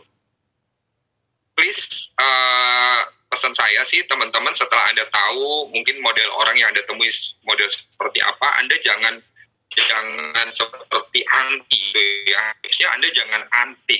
Karena orang-orang ini sebenarnya harus kita tanda petik ya, tetap aja ini menjadi bagian dari niatan kita untuk memberikan informasi hal yang baik ini gitu loh. Tapi mungkin beda waktunya, mungkin saya harus tambah ilmu saya lagi, mungkin bukan sekarang gitu ya. Ya udah, mana dulu yang saya bisa lebih maksimalkan nih untuk pendekatannya ya. Universalis nih teman-teman ya. Dia memilih segala sesuatu yang berlabel syariah. Ya, model yang disebutnya universalis. Terus mereka sudah tahu manfaat asuransi, dan sebagian memiliki polis asuransi jiwa. Jadi sudah terbuka ya tentang apa sih asuransi jiwa gitu. Bahkan mereka sudah beli polis asuransi jiwa. Mungkin juga bukan yang syariah gitu loh teman-teman. Menyeimbangkan urusan duniawi dan akhirat. Jadi benar, gue ya ibadah tetap ibadah, gue puasa ya puasa. Yang ini gue nggak boleh lakuin ya nggak boleh lakuin. Tapi ada usaha di duniawi ini, ada usaha di dalam dunia yang gue harus lakuin.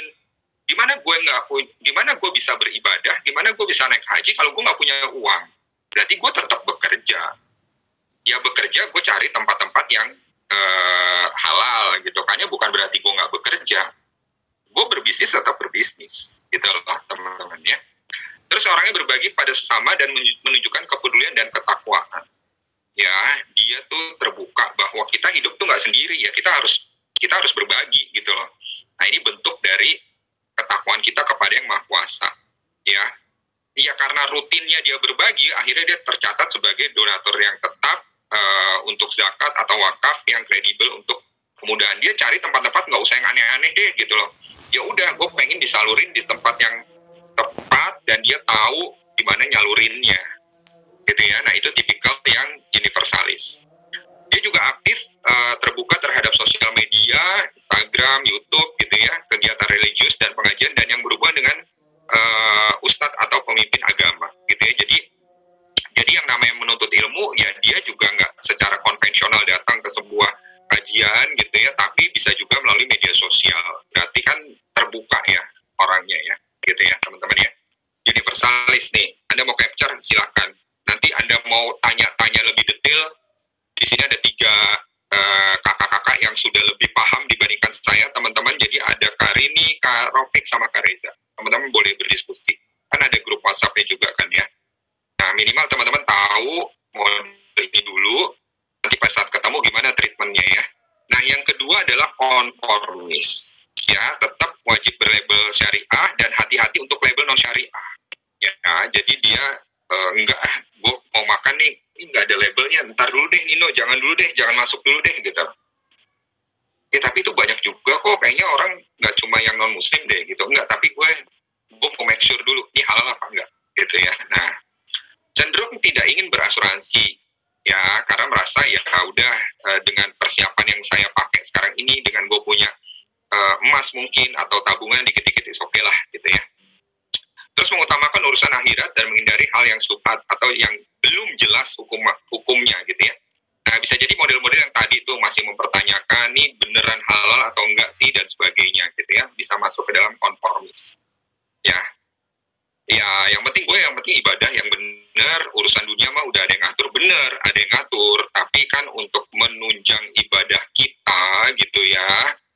Ya kan ibadah nggak cuma butuh sholat di rumah, di dalam rumah aja kan. Jadi ada ibadah lain, ada zakat, ada haji gitu ya, ada menyantuni anak yatim dan sebagainya. Kan kita juga harus punya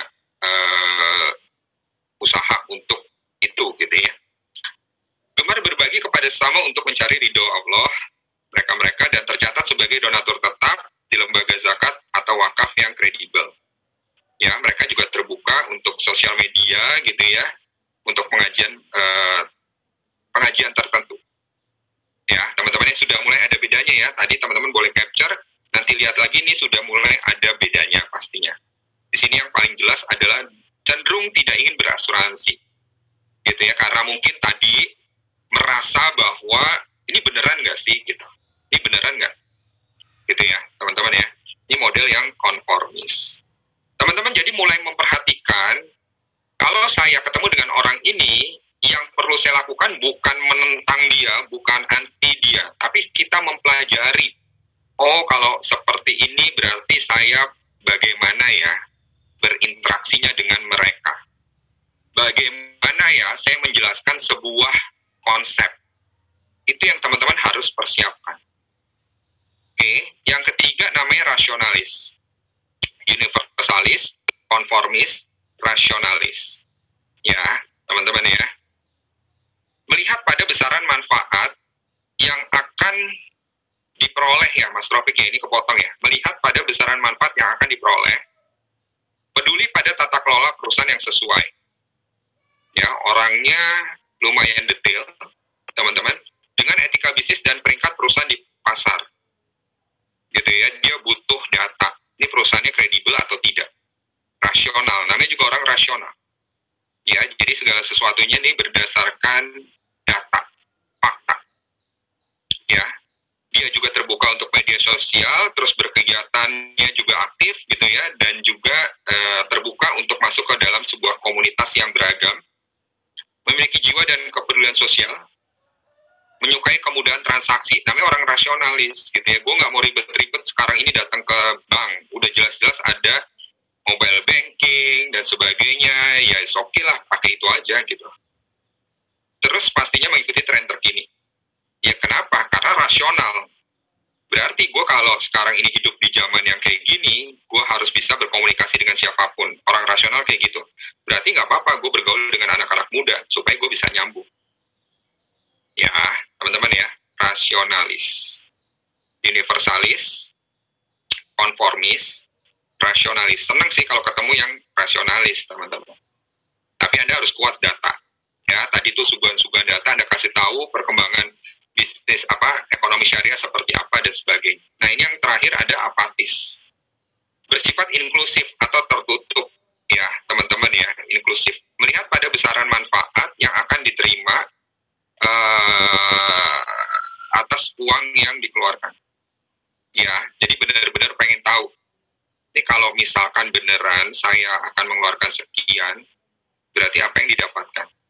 Juga menyukai kemudahan transaksi. Sorry, inklusif ini diartikan apa sih, Mas Rofik? Kalau di sini, gue jadi takut salah nih. Nanti boleh di chat ya, Mas Rofik atau Reza, bantuin ya. Yang inklusif di sini dimaksudkan apa? Nah, terus menyukai kemudahan transaksi, terus mengikuti tren terkini. Jadi setelah rasionalis ini yang lebih terbuka lagi, sepertinya apatis di sini ya, teman-teman ya.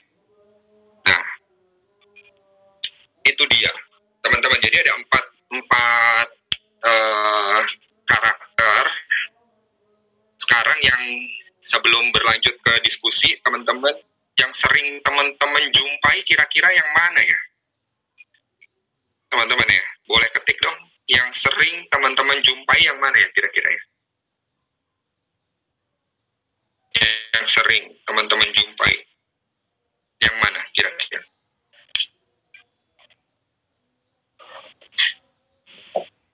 Senang nih kalau Suci ketemunya universalis, rasionalis, universalis. Oke. Lebih gampang dong. Pak Gutman juga universalis. Oke. Oh, Bu Retno ada nih ketemu yang konformis tadi ya, yang mempertanyakan gitu ya tentang halalnya. Oh, Bu Sri 3 udah ketemu ya. Oke. Apatis, konformis, universalis. Oke.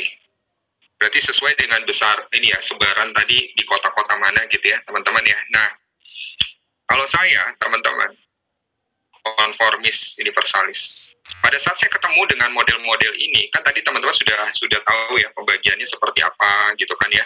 Tadi misalkan ketemu dengan yang universalis. Oke. Universalis menurut saya akan lebih mudah. Tinggal teman-teman penguasaan untuk pendekatan ke dia, plus masuknya supaya lebih nyaman orangnya menerima gitu ya. Dan idealnya sih semua karakter ini Anda bisa dekat ya dengan mereka. Dekat itu dalam arti kata komunikasinya bisa nyambung. Basicnya adalah Anda bisa nyambung komunikasinya sebelum kita bahas tentang insurance. Karena kalau dari awal komunikasi aja udah nggak nyambung ya, kita mau ngomong apapun nggak bisa. Nah itu basic teman-teman, kayak gitu ya. Jadi universalis lumayan mudah gitu ya teman-teman ya. Mungkin yang agak tantangan adalah si konformis ini. Ya, karena dia udah tanda petik gitu ya, dia menganggap asuransi itu sesuatu yang tidak sesuai gitu ya. Nah, itu yang butuh knowledge. Saya bilang butuh knowledge, pengetahuan. Pengetahuan Anda tuh harus kuat kalau ketemu dengan mereka-mereka. Kalau Anda diajak berdiskusi, bukan berdebat ya, berdiskusi berarti Anda harus punya sumber-sumber untuk Anda bahas, untuk berdiskusi. Kalau saya saat ini saya nggak punya kesempatan, nggak punya kemampuan itu dan saya belum belajar detail, ya sudah saya ajak berteman saja mereka-mereka yang konformis. Ya, para rasionalis tadi saya butuh teman-teman persiapkan data gitu ya. Terus teman-teman juga lebih firm pada saat menyampaikan firm itu lebih paham gitu ya, selain resmi, bukan resmi banget gitu ya, tapi paham. Anda itu kalau ketemu orang rasionalis, Anda harus benar-benar menguasai apa yang Anda omongin. Ya, apa yang Anda omongin dia akan nilai. Gitu loh. Jadi Anda harus kuasai. Jangan mencela-mencela gitu ya, jangan berubah-ubah. Gitu ya. Begitu Anda dapat sesuatu yang dia bilang, gue nggak percaya nih. Tadi aja dia kayaknya ngomongin nggak yakin gitu ya. Ini bener nih. Kalau nggak terjadi resiko, bener. Duit yang saya bayarin atau yang saya keluarkan, itu bener. Kok bisa ya? Anda sedikit kelihatan ragu aja, ini orang-orang rasionalis itu udah punya catatan. Gua agak kurang yakin nih, gitu ya, teman-teman ya. Tapi dia akan lebih mudah dengan teknologi. Kita punya teknologi udah keren banget gitu ya. Jadi dia akan lebih dimudahkan secara teknologi, dia akan senang dengan hal itu. Tapi presentasi Anda harus kuat untuk rasionalis gitu ya teman-teman ya. Dan kalau Anda diajak bicara tentang apa yang terjadi gitu ya, Anda juga minimal Anda mengetahui. Walaupun Anda nggak bisa diajak diskusi lebih banyak, minimal Anda mengetahui gitu ya. Karena orang-orang ini selalu update. Ini contoh rasionalis gitu ya teman-teman ya. Dan yang model apatis tadi, inklusif itu maksudnya di sini apa ya, Kak Rafiq atau Kak Reza ya? Inklusif, gue takutnya salah nih. Ya, nanti bisa ditambahin informasinya. Inklusif itu ini sih lawan dari eksklusif, artinya apa aja deh gitu kan. Iya, terbuka ya berarti ya. Masuk gitu ya, terbuka semua bisa masuk. Iya. Buat orang apatis itu ya semuanya ya apa aja, nggak istilahnya nggak peduli itu syariah apa enggak itu lah, namanya juga apatis. Jadi benar-benar inklusif ya, mau apa aja yang ditawarkan ya, kalau memang dia suka ya diambil, kalau memang nggak suka ya enggak, gitu aja. Oke. Tidak membeda-bedakan. Ya tidak membeda-bedakan, lebih apa, universal aja maunya. Bukan universal yang tipe universal gitu kan ya, artinya dia itu secara umum menerima apapun lah. Ya betul. Pokoknya nggak pandang apapun itu. Cuman masalahnya inklusif itu lebih ke apa ya, ke konotasi yang apatis itu apa ya, nggak peduli gitulah. Istilahnya kalau kata kasarnya bodo amat lah. Terserahlah syariah atau konven, yang penting saya ikut asuransi gitu. Sebodoh teing gitu. Nah, ini karena sebodoh teingnya nih teman-teman, ini malah jadi kita harus butuh effort ya, kita butuh usaha lebih. Kenapa? Karena namanya orang masa bodoh itu berarti kan dia sudah punya anggapan sendiri. Mau itu anggapan apapun gitu ya, mau itu anggapan apapun, nggak melulu tentang konsep halal haram, enggak gitu ya. Tapi namanya orang sebodoh teing, dia sudah setuju dengan anggapannya dia. Contoh nih ya, bisa jadi gue modelnya yang seperti ini nih teman-teman, ya bisa jadi nih. Karena dari dulu gue dididik nih teman-teman ya sama kedua orang tua, dia tuh nggak yang model orangnya itu persiapannya jauh dari kayak bank gitu ya, pinjaman, terus insurance apalagi. Ya udah, yang penting lu bisa menyisihkan uang, lu taruh gitu ya. Bahkan agak sedikit old gitu ya. Selama lu bisa nyisihin uang, mau taruh di bawah kasur kayak gitu ya, mau dibeliin emas kayak, menurut orang tua gue itu udah aman gitu. Nah, bisa jadi saya punya anggapan terlalu berat dengan itu. Akhirnya ya udah, gue bodo amat lu mau bilang asuransi itu cara baru lah dan sebagainya lah. Nah, mungkin maksudnya kayak gitu ya, karena dia sudah punya anggapan sendiri, maka dia jadi menganggap masa bodoh gitu ya terhadap hal-hal lain, bisa jadi seperti itu ya. Nah, itu butuh effort tuh teman-teman. Ya, itu butuh effort dan butuh kesiapan kita lebih. Gitu teman-teman ya. Nah, Rafiq, ini kita mau di breakout atau gimana? Saya kembalikan ke Rafiq nih teman-teman. Karena kalau dari sisi penjelasan teman-teman, ini saya sedikit mau ditambahin di sesi-sesi akhir ya teman-teman ya. Nah, jadi kalau bicara tentang universalis, ini teman-teman bisa oh ini buat diskusi ya, gue jadi lupa Kak Rafiq. Untuk berikutnya kayaknya ini ke Nino kita buat PR aja. Ya udah. Nah, ini cara pendekatannya aja ya, cara pendekatannya ya. Sorry, tadi ini materi buat didiskusikan teman-teman. Nah, cara pendekatannya nih teman-teman ya. Jadi sorry saya minta waktunya. Mohon maaf kalau yang mau sholat zuhur sama nih juga mau sholat zuhur ya. Cuma kalau kepotong kan jadi tanggung ya teman-teman ya. Lanjut Kak. Mohon maaf banget gitu ya. Nah, jadi cara pendekatannya buat universalis teman-teman. Nah, ini yang pertama teman-teman bisa capture nanti, fokus kepada manfaat program yang bisa diterima nasabah. Balik lagi, persiapan Anda harus kuat. Begitu Anda dikasih kesempatan untuk bicara, untuk presentasi gitu ya, atau penjelasan, berarti Anda harus fluent, harus lancar gitu ya pada saat Anda melakukan presentasi Anda. Menjelaskan mengenai transparansi dalam pengelolaan program dan investasi. Berarti Anda harus paham ini alurnya seperti apa gitu ya teman-teman ya. Terus menjelaskan tentang nilai-nilai Islami yang menjadi landasan program.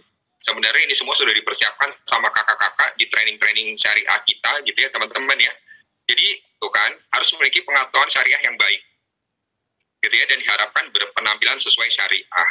Maksudnya ya Anda tahu lah ya, yang wanita aurat itu ditutupnya seperti apa, yang pria juga gitu teman-teman ya. Nah ini Anda bisa capture di sini teman-teman. Nah, terus yang konformis teman-teman, menekankan nilai-nilai syariah Islam dan halal haramnya gitu ya dalam konsep asuransi jiwa. Ya, terus menyampaikan kutipan tokoh atau pemuka agama yang terkenal. Nah, ini bisa jadi nih banyak yang agent-agent pada bilang, ya Nino gue nggak ini nih kalau dia sudah mengeluarkan ayat dan sebagainya. Nah, seperti itu tuh. Bila diperlukan sampaikan ayat-ayat atau dalil-dalil pendukung. Makanya kan ilmunya harus dalam kalau ketemu dengan mereka. Teman-teman, ya. Jadi sekali lagi tetap pengetahuan tentang syariah itu yang baik, yang lengkap gitu ya, dan diharapkan dapat menjelaskan produk asuransi jiwa secara Islamic terminologi. Nah, ini dia nih, saya sendiri nih masih harus belajar banyak nih kalau ketemu dengan mereka. Gitu loh teman-teman, karena begitu mereka menyampaikan sesuatu, setidaknya kalau saya masih mau berdiskusi dengan mereka, saya juga menyajikan sesuatu gitu loh, menyajikan sesuatu yang saya kutip dari mana gitu ya teman-teman ya. Nah ini yang pembekalan bagi Anda yang bertemu dengan model yang konformis ya. Yang rasionalis, fokus pada manfaat-manfaat program, ini lebih simpel, lebih mudah gitu ya. Nilai-nilai positif yang menjadi landasan program asuransi. Kalau teman-teman ikut syariah untuk semua itu, slide-slide itu Anda mau ceritakan ulang tuh gampang banget nih ketemu dengan yang rasionalis ya. Menekankan pada investasi pada asuransi jiwa syariah itu sesuai dengan regulasi ya, tapi juga tetap memberikan keuntungan. Ya pastinya teman-teman juga harus bisa berpresentasi itu sesuai informasinya gitu ya, dan bahkan kalau diperlukan penjelasan lebih detail, Anda diminta untuk memberikan pemahaman kepada yang bersangkutan ya teman-teman ya. Tapi ini pendekatannya lebih mudah si rasionalis ya. Dan yang apatis, nah karena dia mungkin sudah memiliki konsep-konsep sendiri, contoh kayak saya tadi, asuransi itu ya selama gue bisa punya duit, misalkan gue punya tabungan, gue punya perhiasan, gue bisa tanggulangi itu gitu ya. Nah berarti Anda pendekatannya bisa effortnya ya, penjelasannya gitu ya. Apa sih samanya antara si Nino ini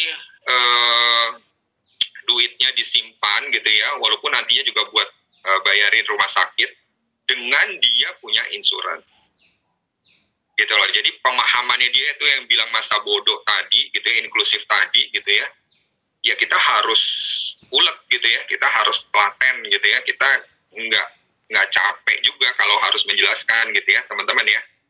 Terus nilai-nilai positifnya apa kalau kita punya program asuransi? Terus mudahnya apa sih gitu ya dengan kita punya program asuransi dibandingkan persiapan yang konvensional yang kita punya gitu loh. Ya pastinya kalau gue punya emas, gue tergoda untuk gue punya perhiasan, gue tergoda untuk kapan aja gue jual, kapan aja gue butuh gue ambil gitu ya teman-teman ya. Sementara asuransi jiwa itu secara membantu kita tapi nggak mudah untuk kita gunakan gitu loh. Nah itu yang membuat perbedaan antara asuransi dengan cara yang saya punya gitu ya, cara yang orang sudah punya sejak dulu, mungkin diturunin dari orang tua dan sebagainya. Yakin teman-teman kalau ini bahasa secara formilnya, tapi teman-teman nih kalau teman-teman sering aktivitas di lapangan, makanya kuncinya adalah teman-teman sering aktivitas gitu loh. Jadi teman-teman jadi tahu minimal, oh yang begini tuh warnanya begini, yang ini begini, yang ini begini gitu ya, tinggal persiapan saya seperti apa. Ya, teman-teman ya. Nah ini juga boleh di-capture nih, jadi kalau Anda menawarkan produk asuransi jiwa syariah untuk yang rasionalis, yang pertama itu apa ya,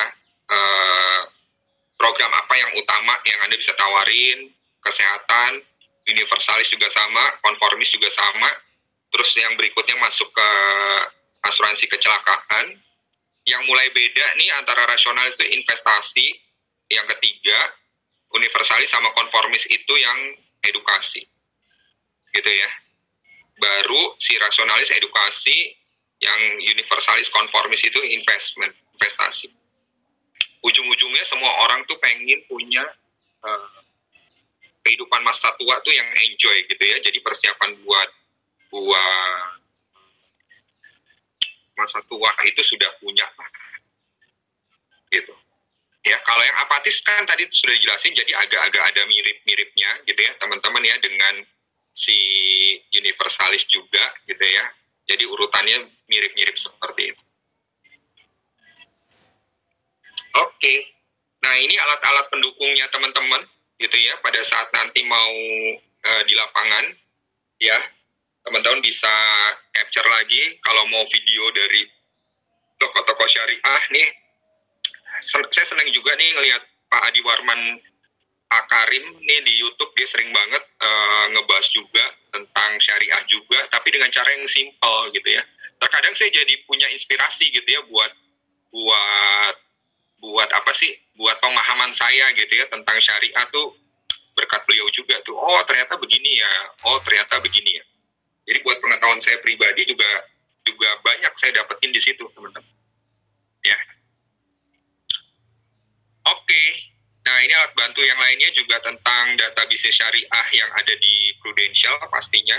Selain data-data yang di depan tadi juga teman-teman bisa gunakan. Ya. Terus fatwa, tadi teman-teman juga bilang kan sudah pada punya juga ya fatwa dari Dewan Syariah Nasional. Ini yang sering teman-teman juga sajikan gitu ya kepada calon-calon nasabah Anda. Jadi hal-hal ini mah harusnya sudah ada di alat perangnya Anda gitu ya teman-teman ya. Di tasnya Anda lah gitu ya teman-teman ya. Oke. Nih, jadi dari hadis riwayat Ahmad ada yang bertanya nih, pekerjaan apa yang paling baik wahai Rasulullah? Terus Rasulullah pun menjawab, seorang bekerja dengan tangannya sendiri dan setiap jual beli yang bersih. Nah ini pas banget sih buat teman-teman semua nih gitu ya. Kan teman-teman setiap hari tuh ya menggunakan sumber dayanya Anda sendiri gitu ya. Dan proses transaksi yang teman-teman lakukan ini transaksi yang sudah sesuai syariah. Jadi ya harapannya apa yang teman-teman bawa keluar sana hal baik, terus melakukannya juga dengan baik, ya hasilnya semua baik. Kan kalau sudah baik semua jadinya berkah gitu ya. Berkah itu bisa membawa kita semua ke tempat yang lebih baik. Seperti itu teman-teman ya. Jadi kalau di ujung-ujung agak sedikit ngegas, tadi agak speednya agak cepat ya tadi ya karena keterbatasan waktu, mohon maaf teman-teman, tapi kan teman-teman masih di dalam grup yang sama, jadi nanti kalau ada yang kurang informasinya boleh ditanyakan ke 3 kakak-kakak yang lain gitu ya teman-teman ya. Kalau saya mungkin ketemu lagi nanti kalau saya dikasih ngajar lagi teman-teman, karena kan maklum anak baru nih teman-teman ya. Jadi mudah-mudahan kita ketemu lagi ya teman-teman ya. Sekali lagi senang ketemu sama Anda. Ini yang mau sholat zuhur sudah waktunya juga. Jadi sekali lagi terima kasih, sukses selalu teman-teman. Amin. Mohon maaf sekalian gitu ya, kalau selama ini ada salah-salah kata juga. Saya kembalikan ke Kak Rafiq. Terima kasih teman-teman semua. Terima kasih Kak Rafiq. Kak.